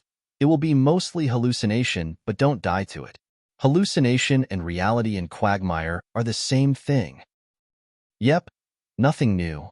Also, Vaermina is always very curious. That's why she always looks into people's dreams. The reason she made the release of your friends possible is that she knows that some of your memories are sealed. We can resist her interference in Nirn, but in her domain, we will have to gradually leak out your horrors bit by bit. Don't worry, John Dare doesn't fear shit. One more thing, every few minutes, there will be a flash of lightning. This will mean that reality around you will shift.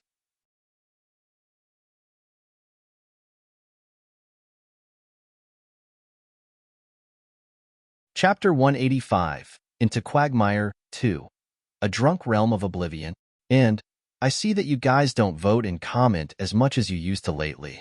The novel is dropping from top 20, and I feel that dark times are upon us. Vote to save the novel and comment to motivate the author. Hey you, you're finally awake. You were trying to cross the checkpoint, right? Walked right into that police ambush, same as us, and that car thief over there. Wait, what? The hell is that? I looked around and all sorts of shivers ran through my spine. Is this? Damn you, Storm Gang. Skyrim was fine until you showed up. The cops were nice and lazy. If they hadn't been for you, I could have stolen that car and be halfway to Hammerfell. No, no, no. It can't be. A futuristic version of the game's opening? Damn. It went exactly as I know, with a slight difference due to the change of the time period. Once the car stopped, the trunk was opened and we were pulled out inhumanely. The area we arrived at was right next to a river, and it seemed like an abandoned industrial area.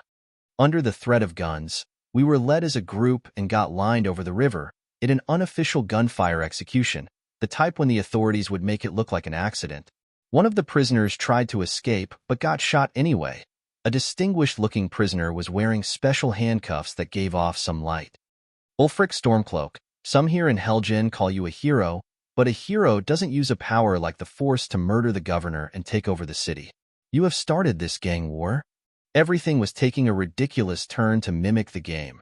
I couldn't understand how will a dragon appear, but just as I was wondering, something flashed through the sky. What on earth is that? The leader of the police, which I assume is Tullius, shouted out and everyone looked up. I could finally see the things that were flying up there, and they took me by surprise. Okay, this is weird. What I saw was one dropship and 2 starfighters from Star Wars. Not sure what is going on here. They started attacking. It turned into complete mayhem, and I started escaping with one of the policemen. As we reached far enough, we arrived at a place where 2 stormtroopers killed a civilian and his son was watching. The policeman took his gun and shot the stormtroopers, saving the child. After securing the area, I followed the policeman into some alley, but suddenly we felt movement on the top floor and we hit ourselves. What we saw after was indeed one of my nightmares. A strong presence was felt, and lo and behold, it is Darth Vader floating around and killing a policeman by choking him with the Force. So Darth Vader is the antagonist? Makes sense. Until he left, we kept sneaking to a secure building. There we found some dead people. Among them were some stormtroopers, policemen, and gangsters. I got myself freed from the handcuffs and picked something really cool from the ground. A lightsaber. Oh, it's red. Does it mean a Sith is among the dead? So far so weird. I guess I have to bear it with all the dreamlike events that will happen from now on. Anyway, we escaped the area under attack and saw the starfighters and the dropship fly away through the night sky. I was still shivering from the experience, but I managed to get a hang of myself. The lightning will strike soon. Just as I was about to calm and think, the augur sent a message. This meant that reality will shift once again. I really wasn't ready, but I didn't have a choice anyway. Lightning flashed and the whole world felt weird.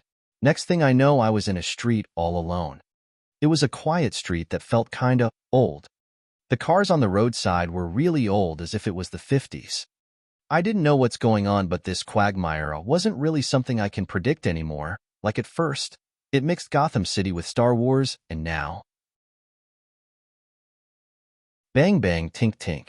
And now I am hearing gunshots and metal colliding sound. I am not sure how will this end up, but I had to hide myself first, just in case.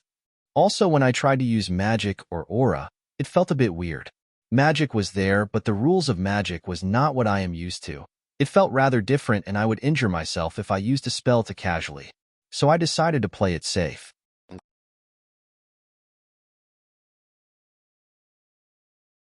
Wolfer guided me to a chair and sat opposite to me.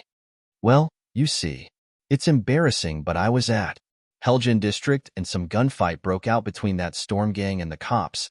Things turned bad and I lost contact with my friends. Was hoping you can help. Oh, you don't need to ask. I'll help you.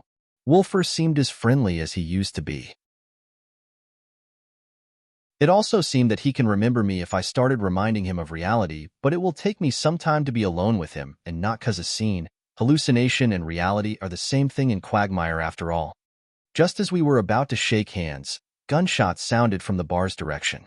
Everyone rushed towards the place, and there we found Don Kodlak shot and lying on the ground dead. Skjor, the underboss of the companions, seemed to be shot too, but he survived and said that it was the Silverhand family. Why is the situation turning into a gang war? All the companions around me became bloodthirsty, and all swore vengeance for Don Codlac. John, I am sorry, but I need to take care of that business first. Even Wolfer seemed to be going to that fight too. I'll come with you then. Thank you. Wolfer seemed to be good to go, and I was handed a fancy gun from Wolfer. A lightsaber and a gun. This is taking a weird direction for some reason. Still, how many people in the world can say that they went to a mafia war in a drunk realm of Oblivion before? I guess I'm making history here.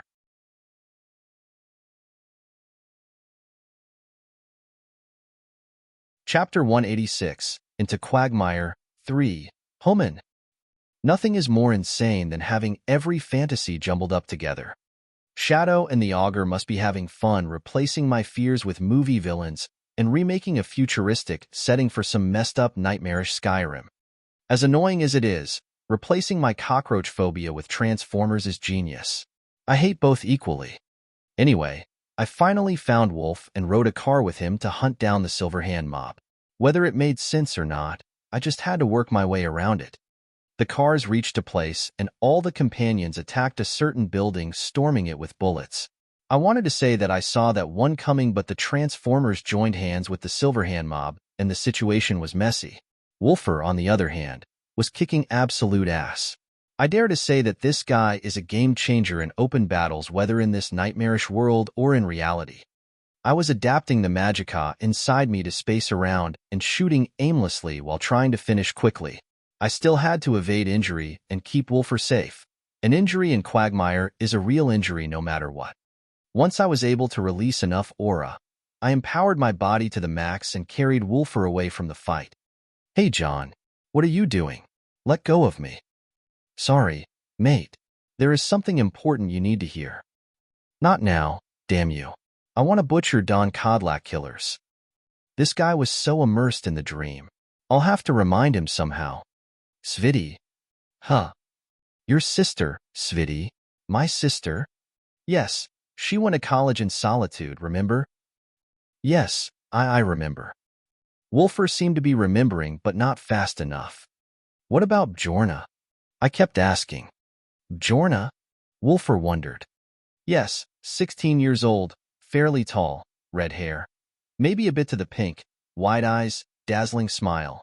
Remember that day when we went into the pet store in Solitude and you met her? Wolfer turned silent for a full minute. Suddenly, he started looking around left and right frantically. John. His eyes landed on me and shouted in worry. Yep, you friendly neighborhood Dragonborn. You were taken in too? Nope, I came for you guys. Even Wolfer was panicked.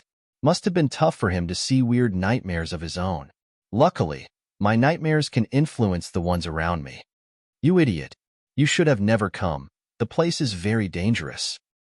Calm down, you idiot. I get it. Everyone is trapped in here and the nightmares are coming to life. Blah, blah, blah. And why are you so calm? Wolf started shouting. Shut up. Who said I am calm? I just saw Darth Vader and Optimus Prime in the same nightmare. Do you know how nightmarish that is? And who knows how many movie villains are out there? I finally broke and shouted back. Wait, who are those? Never mind it anyway. We need to find the rest and get the hell out of here. You know a way out? Kinda. Let's just run from this place. The place was still a war zone between the Mafia and the Transformers, which made it rather weird. I can sneak out as I can use some magic to block the stray bullets easily. John, this thing looks familiar. But as always, Wolf was curious about the gun in his hand. You saw it in my sketches before. Figure it out? Oh, and what is that thing I am wearing? A suit. Looks good on you, though. Thanks. But to think I would dream of such a strange place. I hate to break it to you, but this is my nightmare we are in. I am using it to influence the area around by creating fake fears from fictional villains so that I can deal with stuff. Awesome. You too can see nightmares? This guy will never stop asking. I may be able to eat awesome and fart rainbows, but I too see nightmares. I had to endure the thousands of questions from my curious friend to satisfy his thirst for knowledge. Lightning will strike soon. Okay, brace yourself, I said as I held onto Wolf. What? Reality is shifting. A Maz. Lightning flashed and the situation changed. Luckily, Wolfer was still there. Where is this? Wolfer, who was still holding a gun and dressed in his mafia uniform, looked at the place around carefully. It was the forest. It kinda resembles the woods around Falkreath. Wolfer and I really found nothing threatening about this space, but I didn't want to stay in one place for too long, so we moved to high ground. While moving, I finally managed to figure out the magic law in Quagmire and regained most of my abilities to cast magic and regenerate Magicka. Also, I started explaining the situation to Wolfer. Hey, what is that over there? Wolfer pointed at the sky, and I saw something flying through the gloomy clouds. It felt like people. I wasn't really seeing far, so after I used some aura to see further, I almost wanted to find Shadow and the Augur then slap them. I know they are replacing my fears with bizarre ideas from my past life, but they are taking it too far. Anyway, judging by the direction of the people who were flying, there was some town over there. We hasted our pace up until we reached the intended destination. It was a town made of dark brick houses with a weird shape. They didn't look like any past era, so I assumed this is some sort of a countryside old town. After looking around, we found some people gathered around in a town square. In front of them, some 3 individuals were floating on air, 2 boys with broomsticks, and a small helpless girl was being held in the air by magic while struggling to break free. The scene was a bit disturbing, but I wasn't concerned about a dream. Listen, you lowly muggles. If we find any more mutants in this town, there will be consequences. I saw the word muggle coming, but the word mutant was unexpected. Seems like the antagonists this time are the fanatic pure-blooded wizards from Harry Potter stories. On the other hand, there are mutants too. The headache. It seems that wizards hunt mutants that hide among muggles. Good job, Shadow. I can now be in peace as I am pretty much unrelated to any of those. I thought so as I turned around and was about to leave with Wolfer after unleashing out auras to speed up. Hey you, stop where you are. A bolt of lightning landed in front of me, and the 2 wizards shouted while blocking my path. What is it? You are a mutant. Don't even think about moving a muscle. Mutant? This handsome me? I looked at Wolfer, who wasn't bewildered at all. He didn't seem to understand what's going on. The 2 wizards were still aiming their little wands at me. One of them moved its wand and intended to cast a spell on me. Crucio. Oops. I had to evade that one and counterattacked him with a lightning strike. The other was about to move, but bang. Wolfer took care of it. Nice one. Thank you. The townspeople who witnessed the exchange screamed and shouted. All of them ran to their homes. The only ones that remained was us, the 2 motionless wizards, and the so-called mutant little girl that was being held by them. She was the only person we can ask anything. Excuse me, may we ask you some questions? The girl was scared, but I tried to appear as friendly as possible. Suddenly, and without any introductions, the girl ran to me and hugged my leg. Mister, thank you. She kept saying so while crying. Yes, I know. I was kinda annoyed, but Wolfer talked to the girl. Hello, what is that mutant thing they called us with? The girl looked at Wolfer and tilted her head. Mister, didn't you just use magic without wands or words? Oh, I see. So it was like that. Do you know anyone that goes by the name Julliner or Alina? They're a black cat known as Nefertiti too. You are asking about Big Sister Nefertiti? She is the leader of our sanctuary. Okay, hold on. I let Nefertiti go for a few days, and now she is making a group of mutants and planning to take over the world? That's my girl.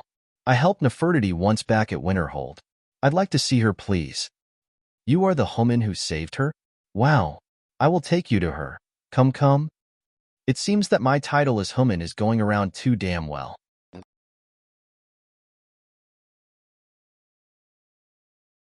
It was probably the laws of reality changing with some tricks to make it sound as if it is possible. As we entered the place we arrived to, we found a lot of small kids with strange features all around. Some of them had antlers and horns, some were walking through walls, some were doing strange magic with their hands. Anyway, at the end of the walk, we arrived at a place where a small, lowly girl was sitting on a big chair wearing some oversized clothes and acting like a thug. The lowly was black-haired with blue eyes. Boss Nefertiti. Those two mutants saved me in town. They are HOOMAN. Nefertiti.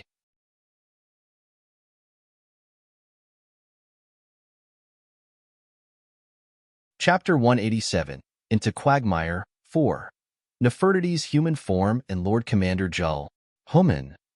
Nefertiti. It was a very touching scene. That time when the cat you adopted recognizes you despite all the illusions and the deceptions of that Daedric realm. It showed that the bond between us cat and HOOMAN are not to be looked down on that easily. Nefertiti, who was in a Lolita form, jumped and hugged me. She seemed to be so lonely and depressed, but she got energetic all of a sudden when she saw me. HOOMAN, where were you? It was scary. Many dogos wanted to bite Meow and kept chasing Meow all over the place. Don't worry, TT. Any dogo that dares to go after you again will get my thunder cookie. Don't be afraid anymore. The Lolita form of Nefertiti was 1,000,000 times cuter than anything I know. She was a small, cute little thing, just as she used to be. I held her in front of me and observed how much did she change. Let's see, you are around 140 centimeters, and what are? Amazing! Are those cat ears on your head? And a tail? Yes. Meow found herself like that a while ago. I was being chased and Nefertiti started telling a long story that somehow resembled Wolf's story, but she was able to not be deceived as he did. I guess that's 1 point for the feline kind over mankind. Still, she was so adorable. He long black hair and blue big eyes along with the cat ears and tail. I guess Quagmire can't be all that bad. What added more to that divine cuteness was the oversized black robe she wore. And no lowly Ichi allowed in my novel. FBI is watching. I tried to ask her about how she achieved this form, but it seemed to be the effect of Quagmire over the astral extension that gives here a beast form, has taken it into another level of transformation. Nefertiti said she can go into her normal form, but the beast form is a bit hard to transform into. This sounds just like how I found the rules of Magicka around Quagmire, different than how it was in the mortal plane Mundus. When Nefertiti tried her beast form, it went completely wrong too. Still, I have never imagined that it may open the possibility to a cute humanoid girl with cat ears and a cat tail. It meant that the possibility was there from the start. I was thrilled, but the world around me gave me no time to stay in peace. Soon after, trouble came knocking on our door. Another little girl came running to Nefertiti and told her that the wizards discovered the location of their hiding spot. HOOMAN, this is bad. Bad HOOMANs come and want to fight Meow. I see. Do you have any fortifications for this cave? We need to wait for the next lightning to strike before we experience another nightmare. There. This can close the door. Nefertiti pointed at a lever on the wall, and I pulled it down, a sound of a door being closed. I went to the entrance of the cave and found a strange black door blocking the entrance. It felt familiar, but I really wanted for this Harry Potter world versus Marvel Mutants thing to end. As I was waiting, a strong force clashed with the other side of the door. The strong clashes kept going until the door got dramatically blown away and a lot of smoke came in. Dark figures emerged from the smoke. These were the Death Eaters. Wizards of evil holding their wands and looking at us like perverts slowly came in. They cleared the way for another person who seemed their leader, a bald, tall guy with no nose. Yep, that's him. The man, the myth, the legend. Voldemort. And who might you be? Someone who shares a mutual friend with you. Is that so? I remember having all my good friends coming here with me. So, that friend is Harry Potter. Oh, our dear little friend Mr. Potter. Ahahaha. Voldemort started laughing with the Death Eaters behind him. He then viciously looked at me and called, Nagini, kill. As he said that, a large snake came out of his sleeve.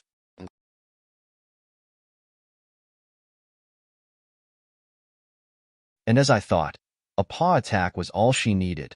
Once the snake attacked, it got hit and bled too much. I know that Nagini's story is heartbreaking, but that's not real anyway. Voldemort couldn't stand this outrage and waved his wand at me. Avada Kedavra. Fussaroda. Bitch. I knew that my magic is too overpowered, but the result was fascinating. The cave's entrance got cleared in an instant just like that. Lightning will strike soon. Finally, I held TT's tail and held Wolfer, then tied us with Magicka to not get lost after the reality shifts. Lightning flashed, and we three appeared in another weird location. The place was as cold as Skyrim itself, and the surroundings were all white. We three looked at each other, and a lot of sounds came from the surroundings. Not long after, a presence appeared above us and came down with a shout. Bang! Wolfer, who was oddly silent, shot it down and double-checked. What is that? Nefertiti asked, looking at the enemy that attacked us. It looks like an orc. So burly. And very green. Nefertiti and Wolf started questioning what is going on with that weird orc, but it seemed that this has gone weirder than before. For the Horde? Yes, that weird. Warcraft this time. Lord Commander, the orcs have climbed the wall. A voice sounded on the other side. Push them back. A strong female voice echoed, and a lot of black figures appeared around. Lord Commander? The wall? Men of the Watch, this is your time to be brave. I know that some of you are afraid, but the only time a man can be brave is when he is afraid. For the Watch. I see. It is Jull Snow now. The men of the Watch started rallying towards the area where the orcs came from, and a large battle broke out. Hey, we need to get to here as fast as possible before any accident happens. Wolfer nodded and started breaking through the battle of men and orcs on the wall. We were surrounded by many trenches and enemies were at every corner. I tried to follow Jull, who was breaking the enemy forces alone. This girl can be stupidly brave sometimes. Hey, Jull. Lord Commander. She finally heard me and retreated. Make it quick, soldier. We need to talk. Does it look like the right time? SK. She is more blinded than Wolfer. Fine, I'll push them back for you. I summoned forth a handful of undead and turned the tide of the battle in less than a minute. Once I finished pushing the orcs over the wall, I wasn't faced with any cheers or anything. I was being pointed at by the swords too. Everyone was glaring daggers at me. They don't like us, don't they? Wolfer asked. Yes, not sure why. The men of the Watch surrounded us and Jull stood in the middle of them. You, evildoer, did you just summon the White Walkers? Huh, me? Answer me or I'll cut your head, Jull shouted, pointing her blade at me. I thought for a while and realized where did the misunderstanding come from. The undead really resemble the minions of the White Walkers, who are basically some liches. I thought of how to solve that situation and came to a nice idea. How dare you heretics call the guardians sent forth by the Lord of Light as some pesky White Walkers? I said so, making some flame magic fly around me. Fire. Who are you? Jull asked with a pale face. Hee. I am the messenger of Staneth Baratheon, the true High King, the prince who was promised by the Lord of Light. Oh, it seemed that my lie has made an effect. And what message did Staneth Baratheon send you with, Red Man? Jull asked while pointing her blade away. I was hoping we can have a chat in private, Lord Commander. Jull nodded and I was called to follow her. For some stupid reason, this is working.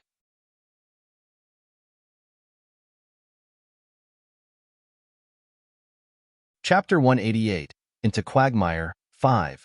What John may actually fear. And I admit that I was lacking some plot and I added Quagmire part so that I can distract you guys from the issue I was facing, but it is turning well. Anyway, this part won't take long, but never forget to support this novel. Also, if you're reading this on another site, because I have noticed, be sure to come read on Web Novel and find our small community where your comments can reach me. Enjoy, Redheart. Jull led us to a post on that overlooked the northern frozen plains north of the wall. What can I call you with? John Dare. This is my friend Wolf, and that big cat is Nefertiti. I replied to Jull, who was acting all heroic and mighty. I am Julliner, Lord Commander of the Night's Watch. What is that message your king sent you with? Ever heard of Solitude? Huh. Solitude, the capital of Skyrim. Year 4E 196. I don't understand what you are saying. I looked at Wolf, who shook his shoulders. Jull is not remembering as easy as Wolf or Nefertiti. We have met before, right? I asked. I don't really remember you. I winked for Wolf and Nefertiti to go away. Once they took their distance and I was left alone with Jull, I approached her, and she put her hand on her blade. Remember that night you tried to kill but ended up being beaten up and cornered into an alleyway?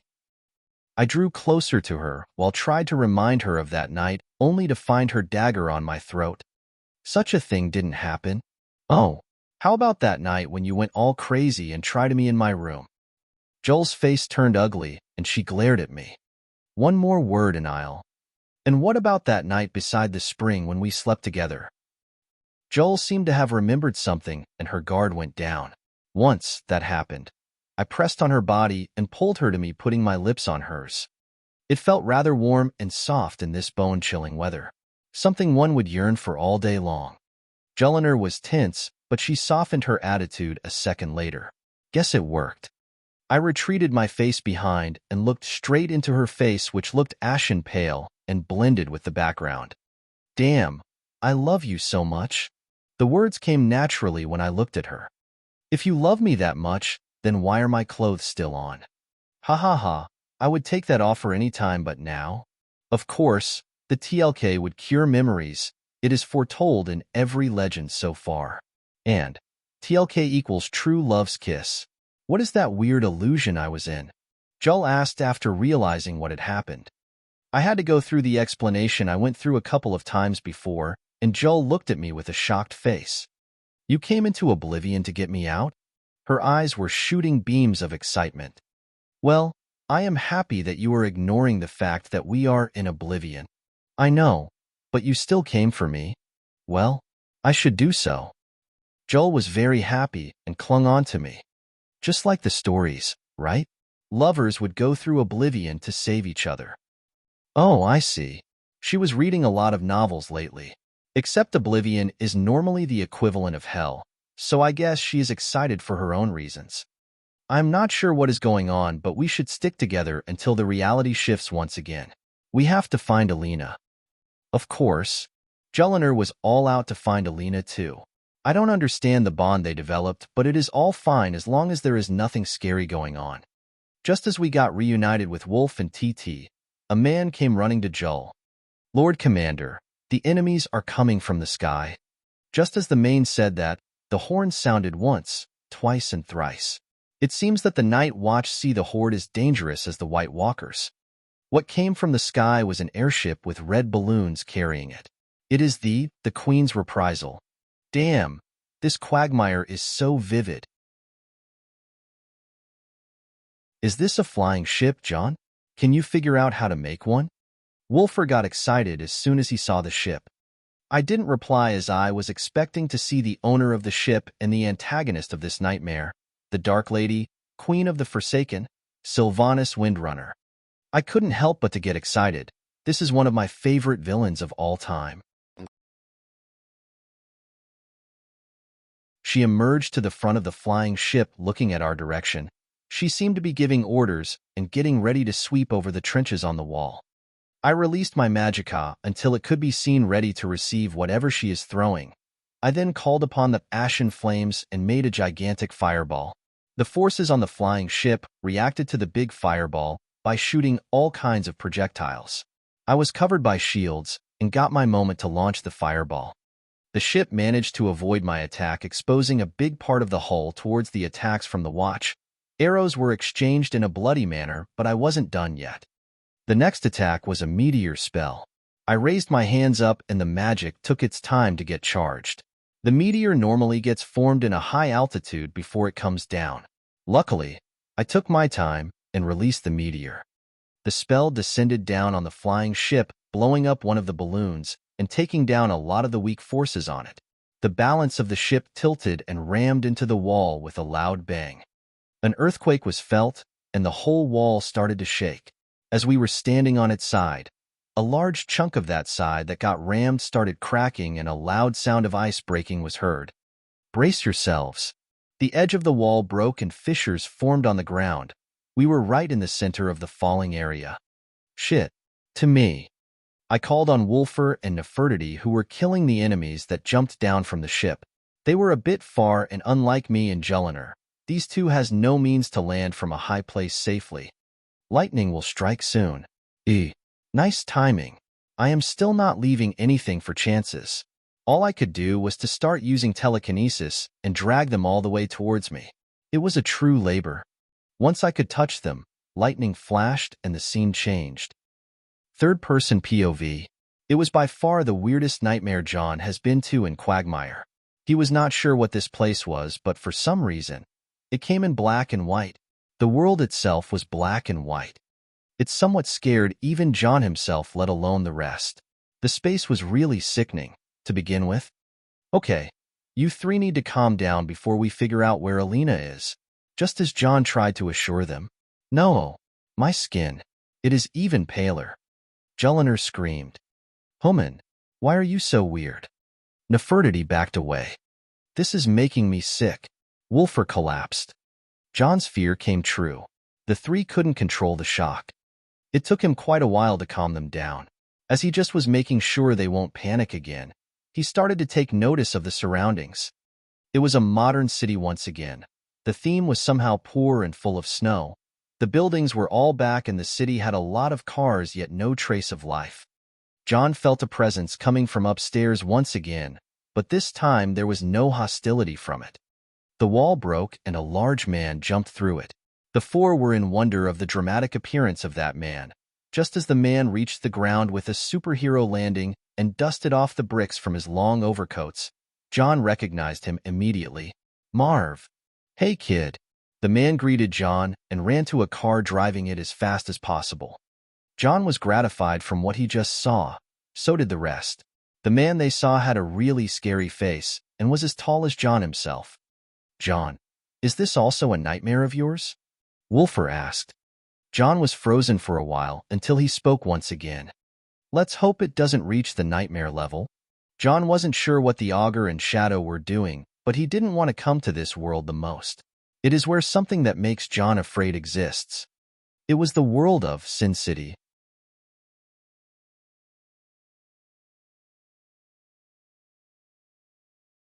Chapter 189.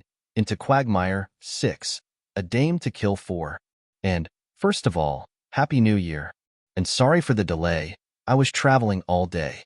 Also, next chapter is the last of Quagmire chapters. Sin City, maybe not the scariest movie out there, but John had a weakness in his past life to a certain actress. Those eyes that scare the 9 lives out of him. He calmed himself down and tried to convince himself that this is just a dream. Still, he knew very well that dreams and reality are always the same things in Quagmire. Let's get moving. He picked one of the empty roads and walked while looking through every corner. It was until he found a usable car that he unlocked it with magic and checked if it was working. Get in. Why are we riding this? Wulfur asked. To avoid attention. Of who? Jull asked. John looked at her with a pale face and turned his head the other way. The old car ran on the road smoothly. It has been a long while since John drove a car, but he was still not that bad. At least the car didn't go off for the first few minutes.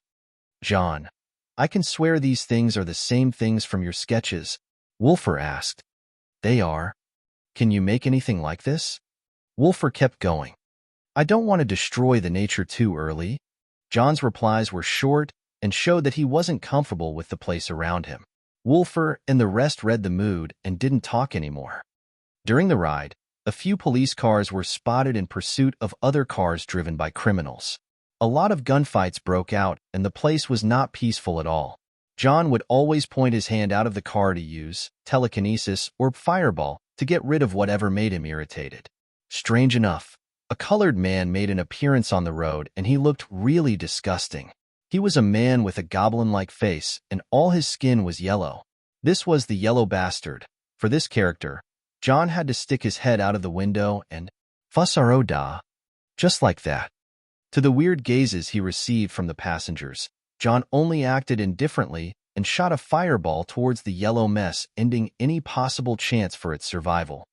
Still, this doesn't reassemble the Basin City I know of.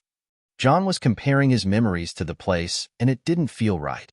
Some of the nightmares looked like reality, but changed some of its features. Some nightmares were far from reality. Some were far from both. John came to the conclusion that this is the first type. Strangely, Basin City was applied on a part of Skyrim, and John clearly could tell that it was Winterhold. He navigated on that theory and arrived at a big casino on the side of the road. The sign read Katie's. This was a place John recognized, so he pulled over and walked towards it, followed by his party. Once he walked it, the atmosphere resembled a real casino. Drinks, barmaids, strippers, and all that jazz. John simply waved his hand and a few times, and some wallets disappeared from some pickets and teleported to his pocket. Riften will be terrorized when you decide to visit next time, Wolfer commented in a low tone. John has indeed become a scary thief, but he wouldn't use the art of magic in such trivial acts anymore unless it is something important. John wouldn't go back to crime that easily. Anyway, after he surveyed the place with his eyes, he found some friendly face to talk to. Approaching the man that was drinking on the bar, John casually picked one of the empty seats right beside him. The man seemed to be avoided for his appearance, but John was as tall as him, so there were no hard feelings. That was one way to get off home. Through a wall, I mean. John ordered a drink and talked first. Who? Didn't think you can make it across the street, and look at that, you're all the way here. Marv smiled at the other fellow hulkling who sat beside him and blew some of the smoke of his cigar on John. Heard about you. John looked with half an eye at Marv. They say you are a hard man with the heart of a teddy bear. Marv opened his eyes wide, not expecting to be taunted that fast. Still, he was cool with it. He just extinguished the cigar on the bar and shook his shoulders. Might be true. John smiled and didn't say anything until his bear arrived. Looking for a woman, he said. Isn't that the point of life? Marv also picked up a glass and replied calmly.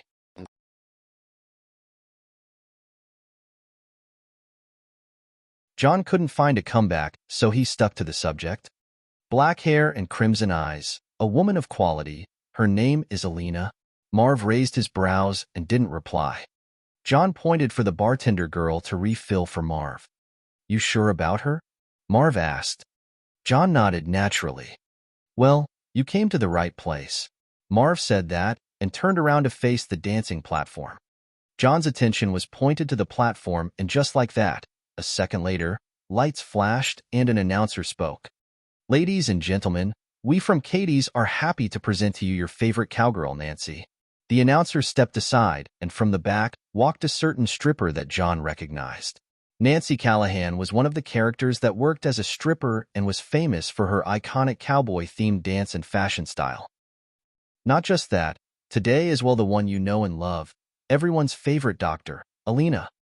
John felt his head going light and looked at Marv, who was grinning to him. Alina walked out from the back dressed in the strangest thing John ever imagined her to be in. Even in this world devoid of colors, Alina's red eyes didn't lose their color, adding to that the embarrassing red lingerie under the white doctor coat she was in. John lost all the words he was preparing for her and couldn't keep up with what's going on. The two girls on the platform started getting into the action as soon as the music started, and the performance was way too erotic. John tried to act, but he was not sure how to stop Alina. Wolfer turned the other way. Julliner was not sure what to do. Nefertiti was normally not aware of what is going on. It's soon when John finally was about to lose it and released all his aura in the casino. Not a second passed and chaos broke out everywhere. Everyone became scared and crazy, trying to jump over each other to escape from the place that turned from the heaven they sought to the hell they fear.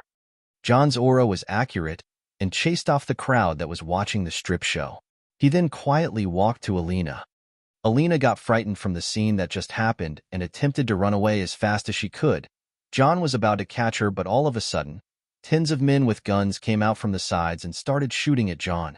Marv and John's party jumped behind the bar to avoid the bullets, but John remained still facing it all like that. With his two hands, John casted a strong spell that stopped all the bullets mid-air. The shooters were shocked silly, but John didn't wait for another round and struck them all with lightning magic. Sadly, Alina was long gone. She seemed to have escaped very fast. The only clue left was Marv. John looked towards the direction Marv was in, and the latter came out to see what happened. Marv was seemingly impressed with John killing all those shooters, even though he couldn't see what happened. Just as he was about to comment, He realized why John was looking for him. I understand. You can just go find her at the WIT. Oh? John didn't seem to understand what that was. Marv noticed and continued, she is an actual doctor. She will be in the WIT for sure. If you don't know where is it, then just go to the north and find the highest tower. John silently nodded and went out to get the car, and the rest followed him silently. John was standing in front of the highest tower in the northern part of the city, and his face was cringing hard. It seemed that WIT stood for Winterhold Institute of Technology, this nightmare's variant of the College of Winterhold. John ignored the fact and walked directly to the entrance. With his detection spreading around the place, he noticed some tracks and followed it to a higher floor. The place looked cold, but finding Alina was not that hard. Once he arrived at the floor she was on, he saw her going out of a certain room, and she saw him.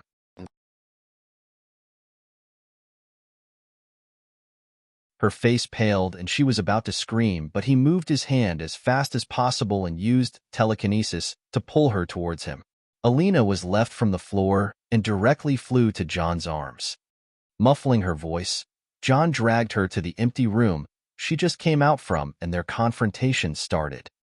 Alina was depressed, too depressed to the point that she put her head between her arms and cried. Jull was standing beside her trying to console her, and John took Wulfer outside.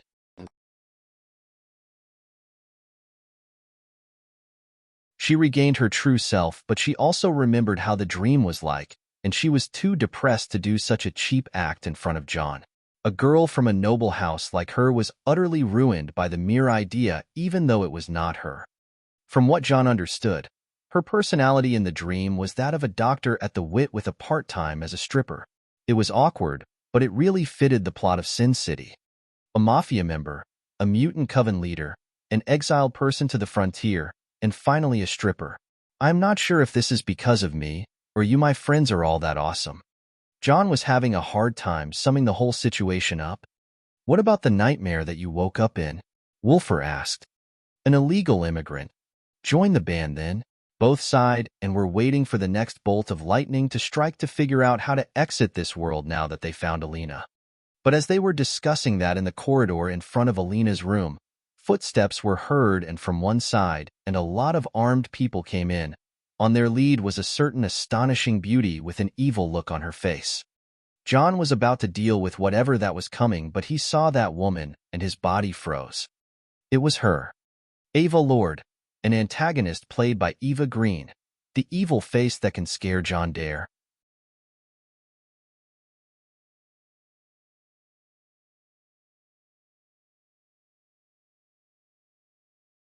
Chapter 190, Into Quagmire, End. The Temple of Vaermina. John's face turned pale once he saw that lady.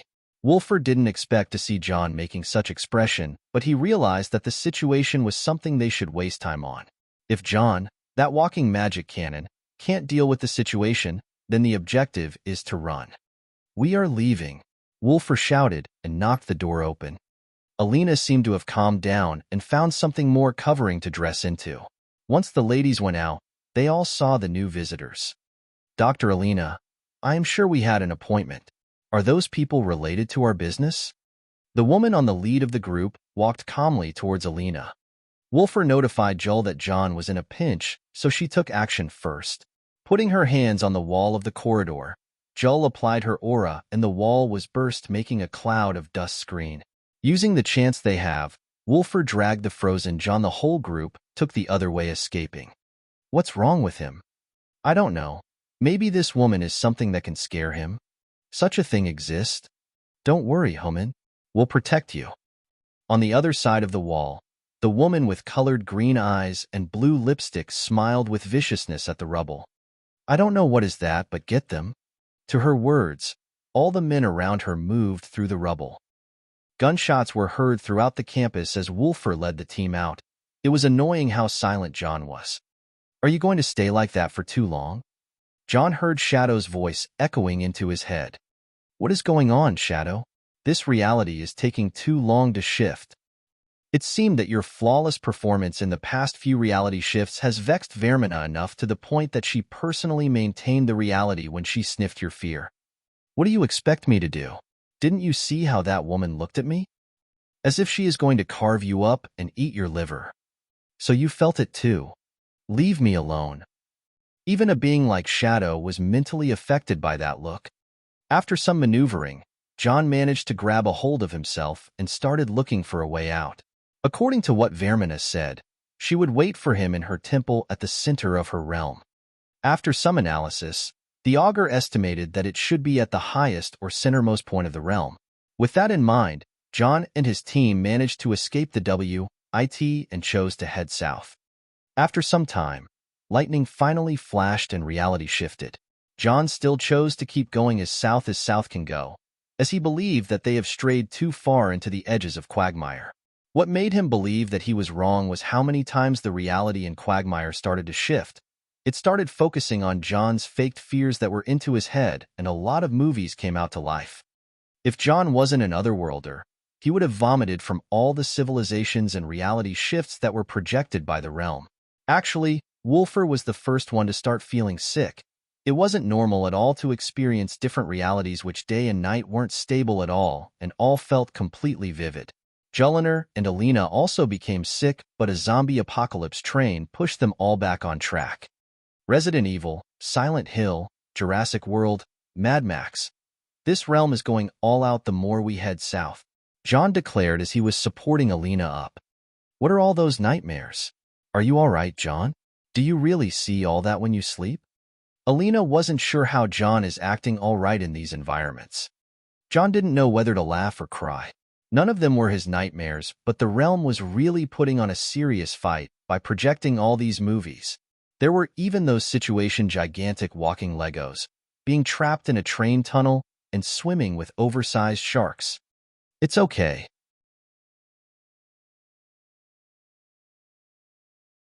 As long as we could finally bring you home, everything will be resolved just fine. Alina felt touched by John's words. John then conjured 3 new Flamehawk Atranacs and hopped on one with Alina while keeping her in his embrace. What happened with Father? Alina asked. Since you 4 disappeared, things went really in a dramatic situation. Your father is okay, but he was worried so much about you. We headed into the Tower of Dawn together and ventured to its inner sanctum. He was trying hard to keep calm and did some unreasonable things, but eventually, we succeeded to get Vaermina's attention. From that point, I dived into Quagmire alone. I see. I am sorry to drag you into this. Alina got closer to John, who didn't really mind it at all. I am already dragged without you doing anything. John got closer to Alina, who looked away after understanding what John had in mind. Even after looking away, John didn't seem to be going to stop anytime soon. You know, that dance you did a while ago. It was nice, especially that thing you did with the whip. John started reminding Alina of her short-lived career as a stripper. Alina's face became even redder, and she was struggling to break free from John to the edge of the flame Atranac Hawk's body, not even realizing that can she just conjure a new one and fly away. You know, old man Sigurd said that thing to me before I go into this realm. If I remember correctly, it was about him not being stingy with me anymore if I bring you home. Alina opened her eyes wide and looked at John, who was smiling with a smug face. So, what do you think about it? I was planning to attend a friend's wedding, then take you around Skyrim. I can show you Rift Inn and take you to that inn in Whiterun. At this point, John was taking his smug act on Alina. She, on the other hand, was thinking about what will happen when they go home, no awareness of what was happening behind John. Jull was glaring daggers at John, who was taking his way with Alina. She kept lashing with her aura at him, and he responded with his aura back. The comical scene was being seen by Wulfur, who only sighed in reaction. He too was having some plans, and was waiting to get out of this realm and invite Bjorna too. During all that, the party advanced through Quagmire and reached a place where the nightmares stopped haunting people. John considered this the core area in Quagmire. Vaermina should be close now. After trying to analyze the realm of Quagmire, John came to the conclusion that it is made of 2 areas, the core and the nightmare plains. The plains surrounded the core and were very vast and desolate lands, not that John was seeing it from the core. A lot of souls were wandering around, and also some mortals were present. It seemed that the place was a prison for those who got trapped in Quagmire. The core area was not as scary, but it felt dangerous. John saw a lot of castles and buildings that seemed to be full of not-to-be-messed-with inhabitants. These were probably the Daedra that served Vaermina. The place was overall dark and gloomy, yet John knew that the only way out of Quagmire is in the centermost region of the core itself, the Temple of Vaermina. After a short ride, John and his party arrived at a mountain that looked as straight as a blade. The place was suffocating to be into, but the sharp road up the mountain was the only way to go there. Even flying around felt reckless. The sharp mountain seemed to be home to some creatures and a place where unpleasant Daedric ingredients grew. They were all property to the Lord of the Realm, so John kept going straight up the road. It was when he reached the highest point that he could see a large statue of the Daedric Prince Vaermina. It looked like a female mage who was hiding her face behind an evil-looking mask. She was holding a strange staff in her left hand, and two large snakes seemed to have climbed from the ground all the way to her arms. This was the demonic and evil image is known about the Daedric prince called Vaermina, the one whose sphere of influence includes nightmares, psychological terror and torment, dreams, bringing evil omens, and stealing memories. Behind that statue was even a larger construct that carried a hint of the Roman architectural style with all the large pillars. John didn't dally around and advanced through these pillars followed by his party.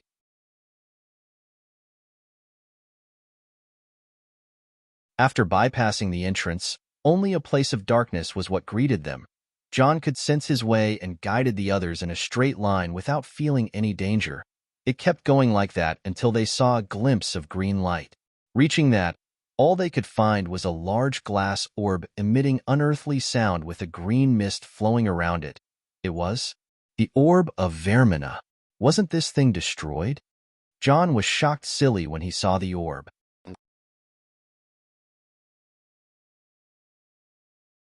The orb of Vaermina, named for its patron, was an orb apparently used for scrying. Its ability was beyond sense as it could see anywhere and everywhere as long as the user knew what he or she was looking at. This was the favorite toy of Vaermina that she uses to spy on the mortal world and pick praise for her amusement. This orb was used by Lord Nerefin to spy on Titus Mede II and his legions during the Great War. The orb was eventually removed from Nerefin by none other than Tyr Firemane and his friends on the cost of a grave injury that Tyr suffered that day. John later decided that it was stolen by the Daedric Prince Bothia, an enemy of Vaermina, to use it for her own reasons. John heard the tale from Tyr personally, but it still didn't make sense why would the orb be intact. It was destroyed indeed, but in the end, and like everything that is mine, it will always return to me. A voice answered John's questions. John looked around and saw the person that made him freeze once again. It is Vaermina. She took that form. I know. John has realized that Vaermina took the form of Ava, Lord, to mess with him again. With the darkness dispersing away, John could see clearly the face that gave him chills all over his spine. Vaermina in that form walked while holding a staff in her hands, the staff of corruption. Even while walking around casually, Vaermina was felt like a giant approaching John and his party. John, who never viewed the original spirits as gods, for the first time in his life, understood why they were treated so. The eldest of all races, the original race, and the holders of the laws of power, Vaermina gave a lot of power just by being around, even though that was not the real her but only a fragment of the power the name Vaermina showed to those particular band of mortals. No one moved a muscle. They all understood what was going on. Even a cat like Nefertiti was just frozen solid. I see that a certain idealistic brother of mine has left something special on you. I see. How laughable, though. For him and that demon to see eye to eye. Vaermina looked at the staff in her hand, and it just disappeared. I wonder what sort of fun is yet to come. How many nightmares will I be watching from now on? Vaermina continued with her self-monologue. She then looked at John viscously. Make sure to spread lots of dreams with that little toy I left for you. Vaermina commands you. John could only nod. Vaermina didn't seem to send John away as she started checking the people around him. What a bunch of misfits. Interesting. Vaermina looked at Wulfur, Nefertiti, Julliner, and finally Alina. When her eyes landed on Alina, however, she noticed something. Vaermina pointed her hands at Alina, and something bizarre happened. Ea, followed by a painful scream from Alina. Two things flew out from Alina's head. Alina! No! John's face paled and moved as fast as he could to catch the falling body of Alina. Once he caught her and looked at her face, he fell silent, only looking back at Vaermina with a shocked face followed by an angry look. Jull and Wulfr could see what happened to Alina's face. Her two crimson eyes, they were taken by Vaermina.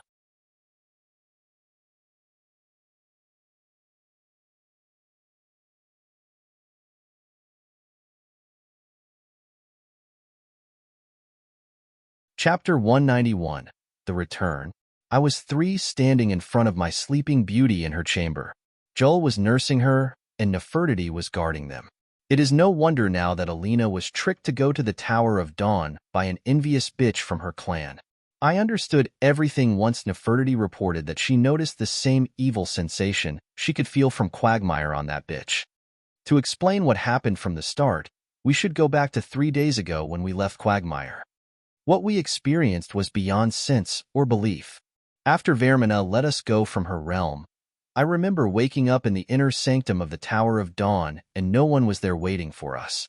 All I could find was Alina, Jull, Wulf, and Nefertiti lying on the ground around me. The next thing I found was the cursed staff, the skull of corruption, floating not far away from me. It was emitting an aura as if it was communing with me, calling for me to approach and claim it. Reluctantly, I took it and covered it with an old piece of linen cloth. After that, I tried to wake up Alina and the rest, but they were all fatigued. They were hungry, and their power was fading. I couldn't understand why, but I started to heal them right away. Still, only Nefertiti showed signs of responding and woke up. "HOOMAN, hungry." That's what she said. From that alone, I understand what is going on and why no one came for us. We have been gone for more than what I expected. It all made sense now. We were inside the realm of Vaermina. The law of time around an original spirit must be ruled only by them. It seemed that Sigurd was taken away by his clansmen. That time I transferred a lot Magicka into the 4 companions of mine until I almost exhausted myself. Their conditions got stabilized. After that, I cut a piece of my robe and covered Alina's eyes with it. The wounds around her eyes were not normal, but it will be her power that will she need to deal with such wounds. From the point onward, I conjured a few flame Atronach horses and put everyone on them, taking the way out of the cursed place. The way to the Moonblade clan was not easy. A snowstorm insisted that we should stay the first night in a cave, leaving me awake all night to fend against the attacks of the hungry packs of wolves. Nefertiti fully woke up in the next day, followed by Wulfr and Jull. Alina was the most exhausted one, so she didn't wake up and made me more worried. That day we ate grilled wolf meat which tasted so terrible, but even I was hungry.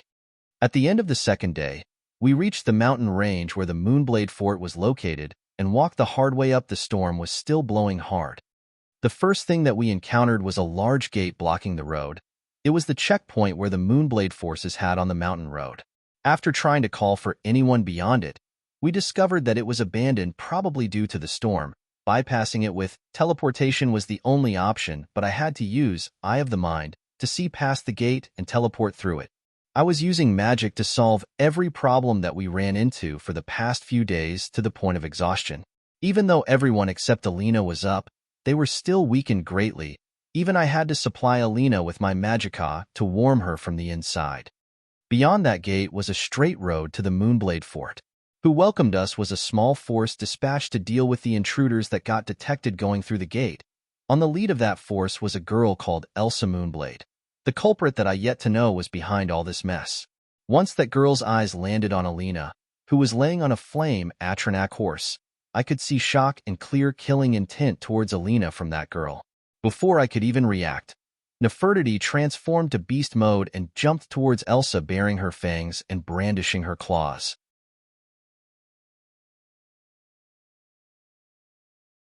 This would be a clear aggression towards the Moonblade, so I hastily pulled the oversized cat from her tail.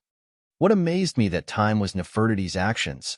She sensed all kinds of killing intents before and didn't even react like this. I had to apologize for her actions, saying that she was on alert all night. The girl who was leading the group almost wanted to seize Alina and kick us out, but I wouldn't let her so much lay a finger on Alina. My words were clear back then: lead us inside or stay out of our way. Either way, we are going forward.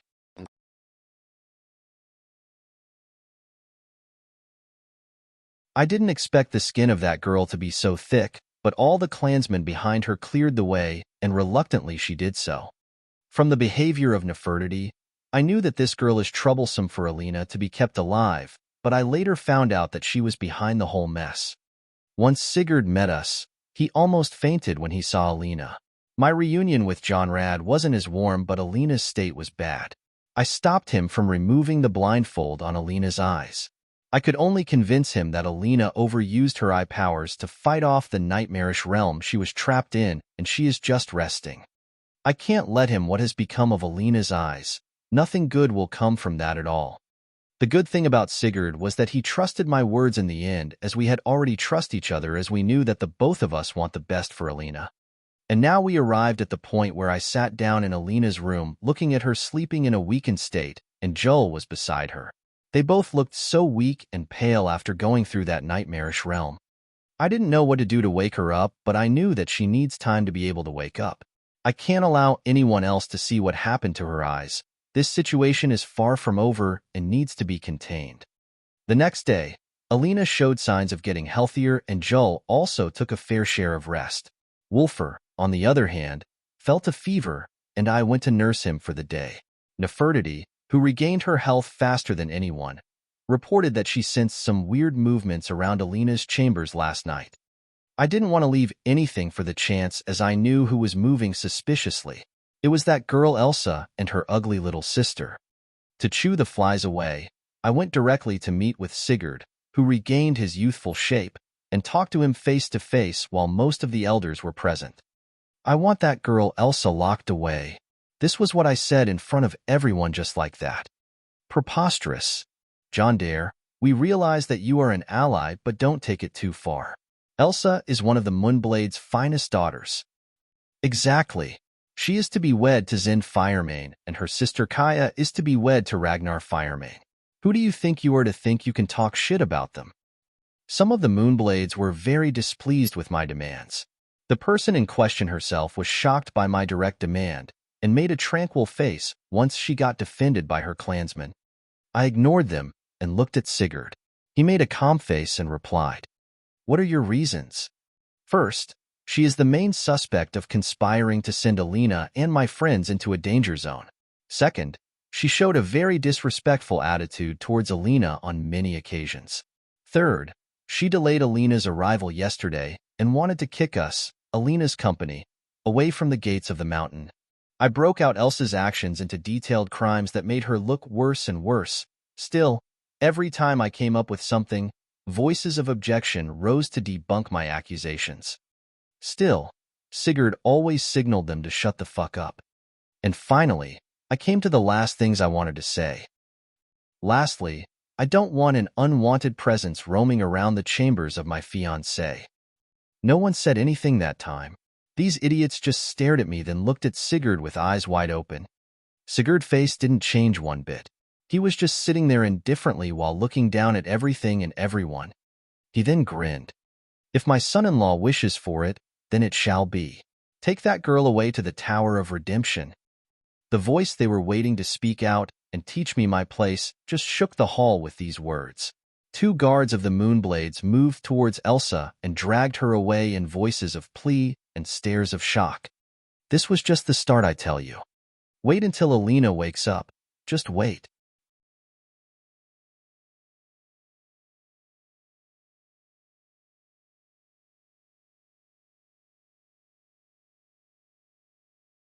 Chapter 192. House Dare Assemble. And, sorry about yesterday's chapter. I was applying for a job, law-related and all. I guess it is my first step to get reincarnated to Skyrim. Also a big shout-out to Jordan Gotthold. Finally, is getting some attention. And we hit 10K collection. Hooray! Sigurd didn't do this awesome move on his own. It was a fully planned act from the start. I wouldn't be able to act in the Moonblade clan this disrespectfully anyway. Still, the reaction of the people around was worth it. Announcing my engagement to Alina on such short notice was a bit hasty, but I needed it to be able to act on her behalf. Sigurd, after all, is the patriarch and can't go around taking his daughter's side easily. Also, what is better than a former professional lawyer to defend Alina? Anyway, that girl Elsa was dragged away like a chicken taken for slaughter. I kept looking at her coldly until she was taken from my sight. Now, my status as Alina's fiancé can't be looked down on. I am a firemain even though I was announced as a distant relative with the bloodline. All this and that kept the atmosphere inside the Great Hall awkward. I was still receiving some gazes of hostility, but whatever. They all can go to Oblivion as far as I care. Sigurd called the clan meeting off and I was invited to his study. Little rascal, I may have given my consent, but that doesn't allow you to go around with a smug face like that. After that outstanding performance of mine, this guy said that. The nerve. Old man, I am not going to argue with you anymore. I'll just take Alina and leave. I said and turned around. Hey, wait. At that moment, Sigurd dropped the attitude. He noticed that I got him and diverted the topic immediately. How is Alina's condition? Sigh. She is all right. Her eyes are healed, but she can't, turn it off anymore. Sigurd nodded and lowered his head gloomily. Why is it you? He asked. Excuse me. Why is it you who can't get hurt by her eyes? What is the secret? Oh, I see. For these words, I sat down on a chair opposite to Sigurd and started remembering how did it all go.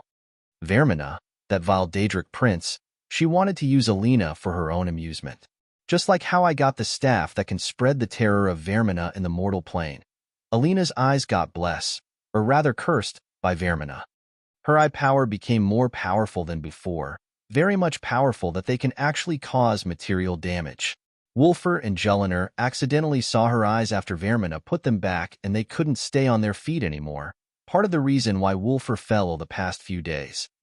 Jull was a lucky one as she has more flexibility than Wulfr and strangely more vitality. She recovered immediately after I applied some healing. The ones who didn't get affected one bit were me and Nefertiti. Even though I understand why Nefertiti did not get affected as she is linked to my power and she is blessed by Herson, I don't understand why I don't get affected by Alina's power at all. Some of my theories are dependent on the Dragonborn stuff, which is rather everything is dependent on. I am not really upset, but I'd rather have something other than Akatosh's blessings and all that. In the end, after a week of being trapped in Quagmire, I got the Skull of Corruption, which is recorded in the books of history to have ridiculous abilities, and Alina acquired more eye powers. According to what we know, Alina can detect lies, scry other places, see some futures, tell fortunes, and after awakening, she can see clearer, further, slower, and can use a fear-type illusion power from her eyes. Alina herself hated the power she gained after awakening and never used her eyes in anything other than telling lies from truth.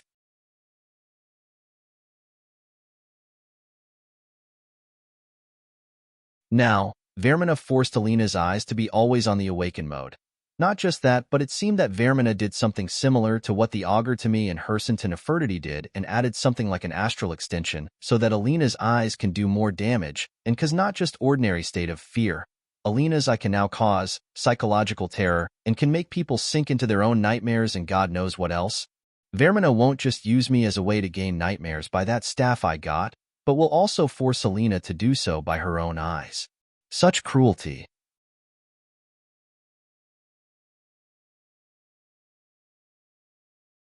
I guess I was lucky to not lose any one of my friends to that Daedric prince and her realm. And now, to answer Sigurd's question as for why I don't get affected by his daughter's eyes, I wouldn't be able to say all that. Maybe something related to fate or whatever. That's all I could say. Fate as a term is an interesting topic, but one that can't be understood fully. Even the Greybeards and the Sigic Order rather not directly interfere with it. Actually, if I, the last Dragonborn, is to be stripped from my own fate as a Dragonborn before the prophecy is fulfilled, I may lose everything. It is not something to worry about, but fate, prophecies, and the Elder Scrolls are all related and can be said as the hardest topic to discuss between us, the students of mysticism. Father-in-law, you don't need to worry. I will do whatever it takes to help Alina out of that dilemma she is in. My master will never let her students suffer like that. We are a strong line of mages, and we take care of our own. There is definitely a solution. Yes, boy. For her sake. Yours and mine too. Sigurd replied and looked depressed. I stood up and was about to go, but I halted my steps, remembering the important matter I was here for in the first place. That girl Elsa, or whatever. I am not done with her. You know that, right? Sigurd looked and nodded. Anyone who tries to so much put a finger on Alina is a goner. I don't care if it is my niece or whatever, but she has to pay for sending my daughter to a cursed realm of oblivion. Sigurd said in a bloodthirsty tone. His killing intent activated his aura subconsciously, and that atmosphere around that monster felt overbearing to the extreme. This youth-like old man is another 60 years old monsters on par with Jonrad and Hilda, not far than Nerina too. Just why doesn't he show off and act as lawless as I do? He would have solved a lot of problems rather than looking depressed all the time. It is fine, father-in-law. I will take care of the matter. Just tell me, when do the guards switch shifts for that Tower of Redemption? Around midnight. Don't be too careless. You can count on me. With that all said and done, I left Sigurd's study for Alina's chambers. In front of Alina's chambers, Nefertiti was stretching her limbs after taking a nap in her beast form. None of the servants of the Moonblades dared to come close to the oversized cat, and thus Alina's matters were only handled by Jull. Even though Alina woke up earlier, it was only a slight response to her surroundings. She could be fed and listen to some words. She was still blindfolded, though. I tried to remove the blindfold, but she panicked and almost cried. She said that they sometimes feel like burning and sometimes cause her pain, but that a normal reaction to the changes in her eyes. She needs to adapt to the changes first before she could feel comfortable once again. I spent the whole afternoon analyzing the magical power in her eyes, but I need an expert's opinion. That's why I will take her to Nerina as soon as possible. As I went into Alina's room, I was charmed once again with the elegance of it. Its fine furniture that was personally imported from High Rock, her soft covers and stuffed dolls, the calming incense that was imported from Hammerfell, her bed's red canopy that made it feel like a queen is residing there. What can I just say? I didn't notice the beauty of this place at first as I was worried about Alina, but now it came back to life after she woke up. I sat in front of Alina, who was wearing a large robe and sitting silently on her bed. She seemed to have fully awoken, but still remained blindfolded. Julliner was sitting beside her reading her some book. I am glad to see their relationship becoming this close. How do you feel? I asked while caressing her soft small hands. Alina smiled softly and nodded. I feel okay, Saini. John.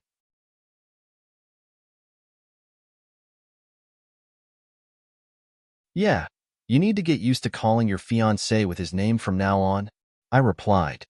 Alina smiled and didn't say anything. I was used to her covering her lower face, so I was used to read her mood through her eyes, but now it became somewhat upside down as her eyes were covered. I am sorry if Sigurd and I rushed in so fast. It was? Alina hurriedly, but her index on my lips, signing for me to stop.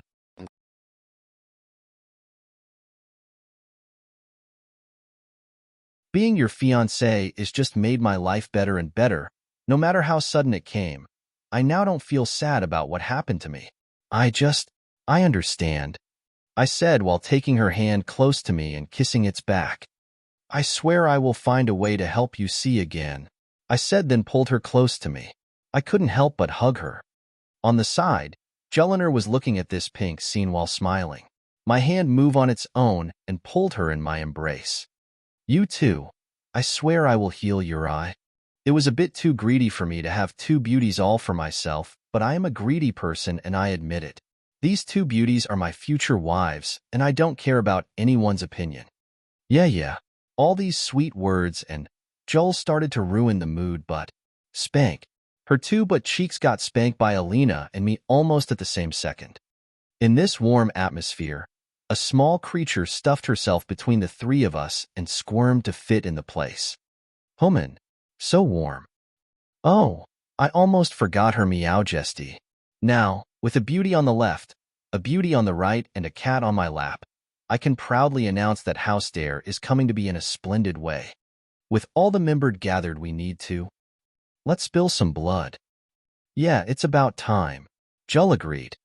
The four of us separated from each other and started to get ready to go to the Tower of Redemption.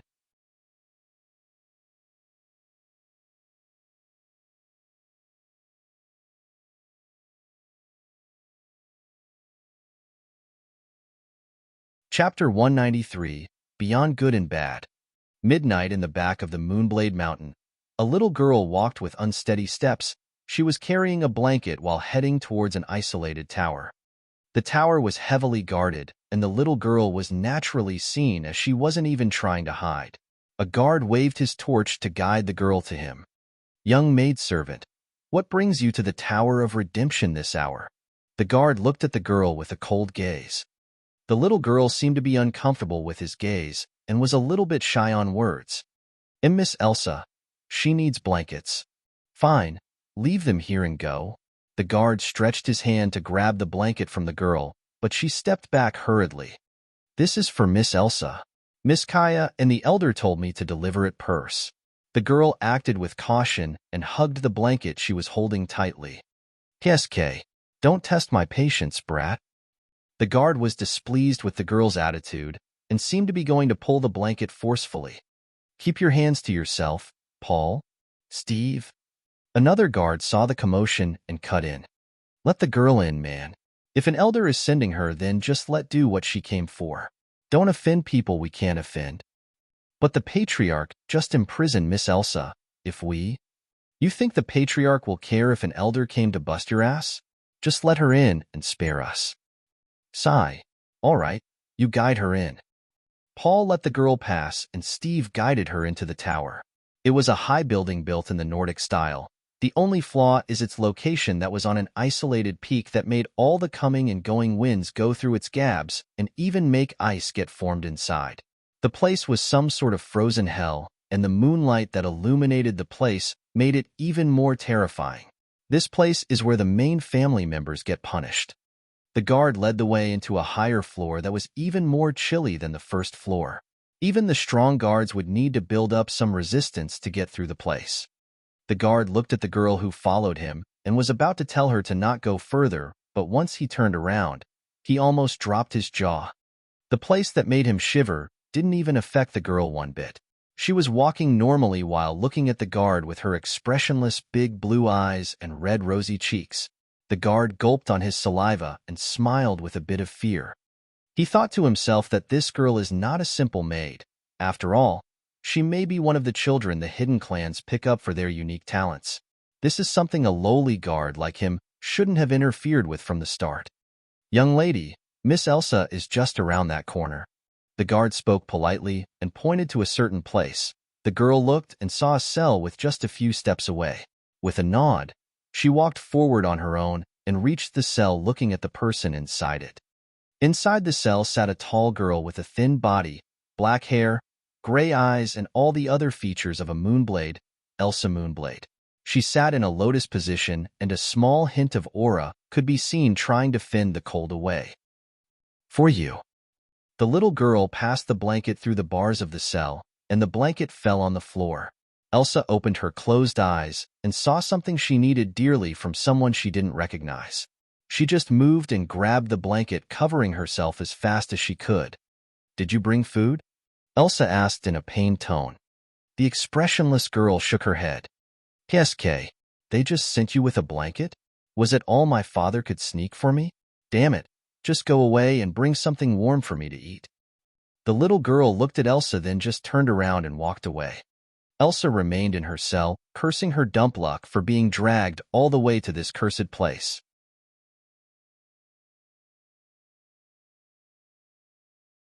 She was standing on top of hundreds and under a few, but now her status has fallen so low to the point that even a lowly maidservant didn't speak with her in proper manners. These damnable people. How dare they? To think they could sway the clan to turn on me like that. Her fiancé. Huh? We'll see to that. Just wait until I get out of here. This time, That bitch Alina won't even see sunlight. And that John Dare. I swear I will make him suffer for it. He will? Are you serious about doing so? A voice cut Elsa's cursing.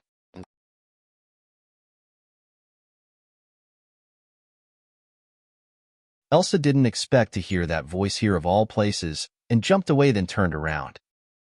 How? Why? Who Elsa saw was the little girl from just a minute ago. Why was this girl in this cell? And how could she come from the other side? Not through the cell's door. Elsa wondered. The girl that barely could be seen as a 10-year-old brat looked down on Elsa, and the air around her changed. The cell wasn't tight or anything, but in front of that girl, Elsa felt like she was frozen not by cold but by fear, primal monstrous fear that only an apex predator can give off. This girl was just standing, and Elsa only felt helpless and cornered. A weird movement was felt behind the girl that caught Elsa's eyes. It was something a human should not have. Why do you have a tail? Elsa questioned, and the girl tilted her head with a weak smile. To fluff you, my dear. The girl took one step towards Elsa as she said that. Elsa reflexively moved back, but she noticed another strange thing that a human shouldn't have. Why do you have claws? Elsa questioned, and the girl smiled wider. To grab you, my dear. The girl took one more step towards Elsa while saying so. Elsa reflexively moved back once more, but she noticed one stranger thing when the girl smiled. Why do you have big fangs?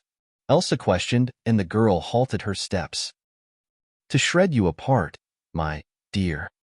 The girl moved this time, and in a flash waved her claws and opened her mouth while jumping on Elsa. Screams and wails sounded, but no one heard even a shriek. I was waiting in the dark with Alina and Jull. We were standing in the outside and watching the situation at the tower. Nefertiti has done a splendid job delivering the blanket to that bitch Elsa and returned with the news. I sent her once again into that cell by teleportation this time, and she should have started playing with Elsa first. Nefertiti was taking the child form that we barely managed to achieve outside Quagmire. Her appearance was adorable and heart-melting. She can just bless the whole damn Nern by just existing in the same plane of existence. She doesn't like the child form that much and prefers the other forms over it, but she still needs to learn its charm later. The only problem we faced in the transformation process was how to conceal some parts of her, like her fluffy tail and her big cat ears on top of her head, also her claws and fangs. Still, she was so devilishly cute. The loveliest thing was how she said John to me for the first time. I almost died from the happiness, I tell. My heart literally skipped a few beats. Anyway, back to reality. I was waiting for the right time to teleport into the cell. While doing so, I observed Alina and Jull, who were having some girl-to-girl talk away from me and were giggling to each other. I really wanted to eavesdrop, but Jull's stealthy aura can block sounds and life signals even from me. I was a bit concerned about Alina's and Jull's relationship, but I started to get the feeling that it is becoming even smoother than their relationship with me. Seriously, sigh. A few seconds later, I felt Nefertiti's telepathic signal and understood that we can come in now. Let's go. I called the girls to come closer. They approached me while smiling and didn't say anything. I held them both and looked at the tower with my aura, then activated the magical runes, and space twisted with us at the center. The next thing we saw was the inside of a desolate cold cell that felt a bit scary. So this is the infamous Tower of Redemption? I said while looking around the cell until my eyes spotted a bloody figure thrown in a corner. A black cat was sitting straight beside it and seemed to be waiting. Good job, Nefertiti, I said, and she came closer and jumped on my shoulder. Looking at Elsa, I can tell that she had the best time of her life being fluffed halfway to death.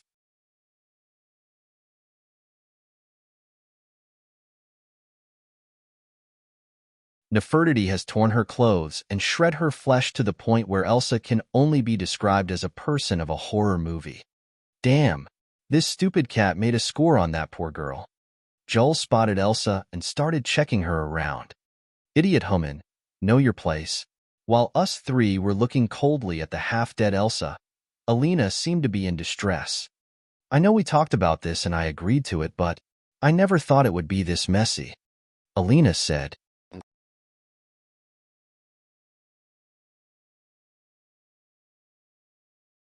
Even though she was blindfolded, she could tell the area around her and smell the reek of the blood. She was a bit reluctant when it comes to torture, but I left Jull to guide her around the whole process so she would be fine and mentally ready. She joined a lot of fights and killed many people before, but she wasn't into torturing and killing slowly. Still, she has a very awesome aptitude to that anyway. It's okay, sister. We will just fry her little brain and be done with her for good. An eye for an eye, you know? In your case too, though. Jull kicked Elsa to wake her up and came to guide Alina into position. I stepped forward to the naked bloody girl and grabbed her neck to carry her up. Weak screams came from her mouth, but one slap was enough. I still had to heal her enough for her to remain strong for what Alina is going to do. After a bit of healing, the wounds on Elsa started to close up and her consciousness was fully regained. You monsters. Leave me, monsters. She started crying while calling us monsters. I wanted to retort and say she is the monster, but I came to a moment of realization and thought about it. Vaermina, she is right. We are monsters. As I said so, the other three also seemed to have come to the same realization. I am a Dragonborn. That's pretty much enough to qualify me for monsterhood. Jull can be herself, and that is considered a monster too. Nefertiti is the fluffiest monster, no argue about it. And Alina can be a newbie in the field, but her new eyes qualify her to monsterhood splendidly. Okay, enlightenment time is over. Time to do the monster work. I pushed Elsa on her knees in front of Alina and held her head straight. Jull came behind Alina and closed their heads together from the back. Sister, you ready? Alina was still conflicted. Jull hugged Alina tightly and intimately, which rather seemed a bit sexy. This is beyond what is good and bad, sister. This is your justice, my justice, John's justice, that cat's justice, and Wolfer's justice too. We were all harmed by that bitch. We have seen unsightly nightmares before John comes for us. Not to mention what happened to you now. You are the only one who can give her a taste of it. Would the woman of John chicken out here? To Jull's swaying words, Alina's held her breath and her anger swelled up. Jull smiled once she sensed Alina's change of atmosphere and started untying her blindfold. She is all yours, Jull said, so while kissing Alina's cheek, then stepping back with Alina's blindfold. Alina's shut eyes opened slowly and met with mine. As usual, her eyes have no power over me. The one who tensed up was Elsa. Her body twisted and deep groans came out. Strange changes started appearing too. The blood vessels on her neck started lining up as if a black liquid was running through them and became visible. Her eyes started tearing blood. Her mouth was shut tightly to the point where her teeth crushed each other. I didn't expect to see that. This was just an eye contact. In Quagmire, the wolf and Jull felt a strong strike of pain and fell off their feet, but this is far more powerful than that time. Elsa was being tortured to a point I have never seen before. Alina was shaken for a bit, but she managed to hold up and keep still. She then spoke up. Stay still. To Alina's words, the squirming Elsa froze while groaning. Shut up. To Alina's words, the groaning Elsa didn't utter a sound. I was curious and used a bit of my mystic arts to see what does that girl see. I tried to get how she feels with a bit of magic. I got an image of her eyesight with my Eye of the Mind spell. Alina was seen from that girl perspective. Alina spoke up once again. You are in the dark all alone. With these words, what Elsa saw was a dark space with only herself and two glowing red eyes. You feel your body being torn, but it is all intact.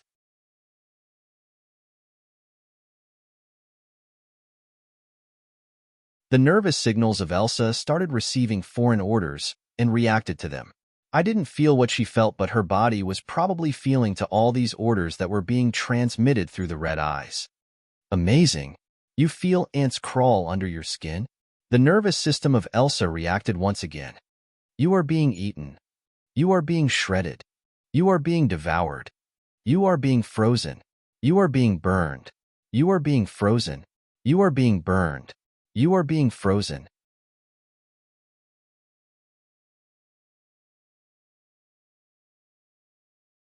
You are being burned. You are being frozen. You are being burned. Alina went all out.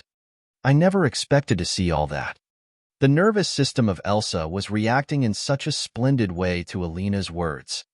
I cut the line and returned to observe the effect on Elsa's body. Goddamn. This went beyond all sense.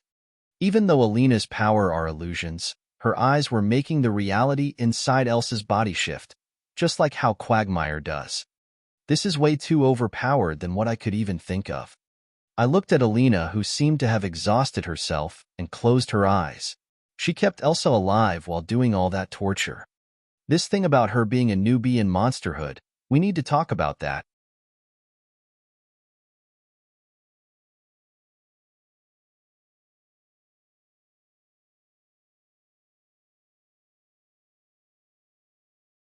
Chapter 194, Visitors.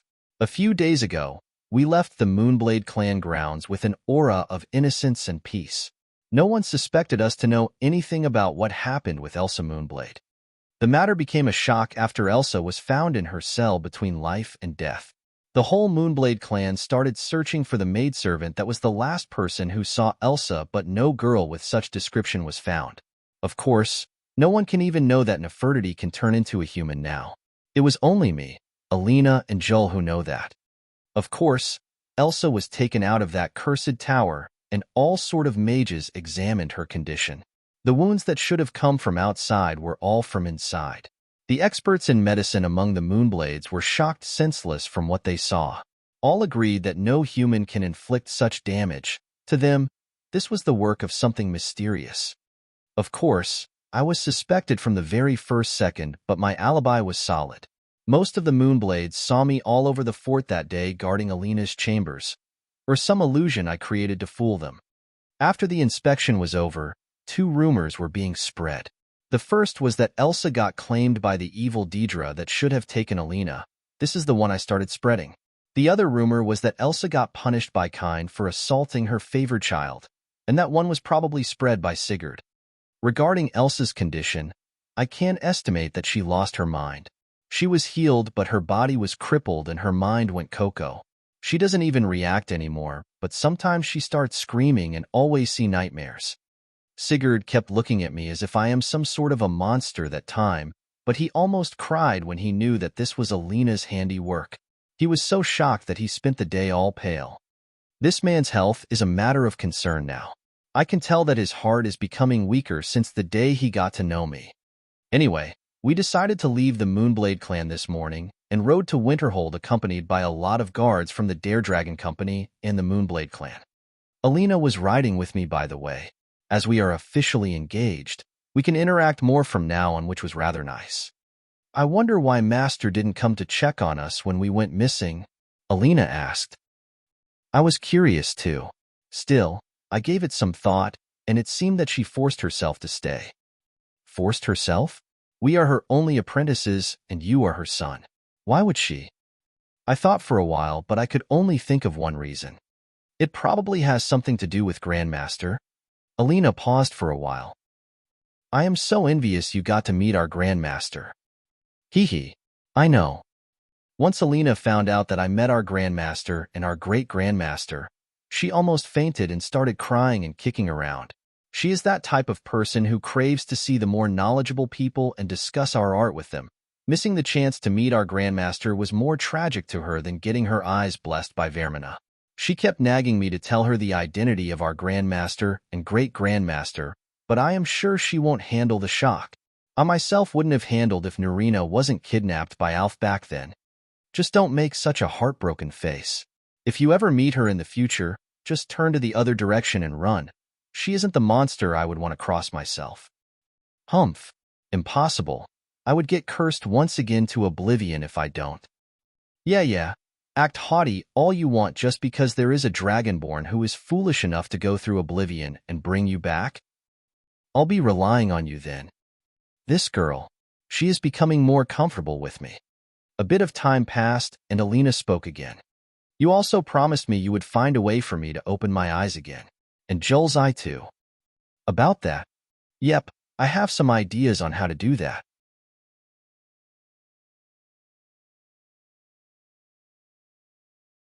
I thought about the matter really deeply. Looks like I will get busy once I head back home. What are the chances? For Jull. I mean, not that bad. I have acquired a book from Grandmaster, and a lot of progress will be made in my techniques from now on. The more I think about it, the more possibilities come to my head. Even regrowing limbs is not that much of a problem, in theory of course. I said, and Alina seemed to be surprised. Being in theory means it is still possible.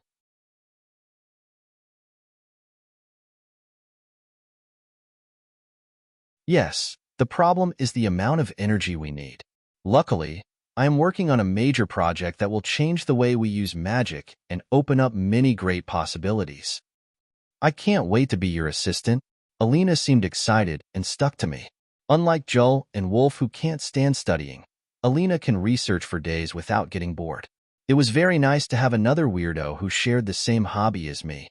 When I arrived at this world, researching magic was like me when I got my first computer when I was young. Discovery was my sole drive back then. The new generations, especially those damn brats that were born after year 2000, may not have the same feeling we older kids had, but I fell in love with computers so much. It all happened again with magic, but it was rare to see a nerd like me. Yet Alina was that nerd. And about us sharing notes of research is not a simple decision. Each mage's notes are more sacred than their family members sometimes, and sometimes even couples don't share these notes together. Alina and I were very willing though. And that reminded me of the last piece of sketch I was working on. About your problem. I mentioned to Alina her eyes problem. What about it? I have something in mind, but I will need all hands on deck. That includes Nerina. I am really not that distressed, John. I can already use my aura to see 10 meters in all directions. It will make Evrio. TSK, TSK, TSK. This thing I have in mind is not just for you, but also for me. My soul needs it, you know? Is it something weird from your sketchbook? Oh, you know about that? Yeah, Joel told me that you showed a sketch to Wolfer, and he held it as if he saw the third volume of The Lusty Argonian Maid. Pfft. Wolfer would feel so embarrassed if he heard this one.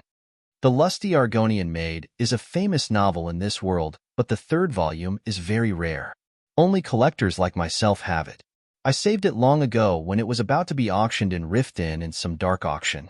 One of the reasons why Katatosk, her name, is so famous. And speaking of Wolfer, he was riding at the back while talking with Brenda, my cousin. Hey, Big Wolf. I called for him, and he rode beside me and Alina. Lord and Lady Lovebirds, how can I be of service? And he is in a good mood too. When we reach Winterhold, you are going to cook me something, I said. Cook? You know I am not that much of a weight. What are the ingredients? Hee. Moonstone, malachite, and quicksilver. Wolfer paused for a while with his eyes opened wide. F for that? He realized what I wanted. Yes, this is the best combination for enchantments, right? But that is too hard. Even for my skill, this is beyond me. Come on, I will gather the best materials and personnel for you. I am even bringing some rarities from my vault. Wolfer understood what I meant, but he felt conflicted and excited at the same time. It all appeared on his face. He thought that it would be a waste of materials if he worked on it, or something along those lines. Maybe you should invite Irland Greymane. This is really beyond me. Wolfer was backing down for the first time. Sigh. You will do it like it or not. I am not really in a pinch, and we can use different material if this didn't work. Wolfer nodded and said he will think about it. He seems very troubled. What is that you are making? Alina asked. A special alloy for my special ladies, I said while looking at her and Jull. And I suppose it is a surprise? Yep, I'll be waiting then. Alina turned around and kept the cool attitude, but I could feel her cheeks curving into a smile. 2 days after that, we arrived at Winterhold and found a lot of expected and unexpected visitors waiting for us.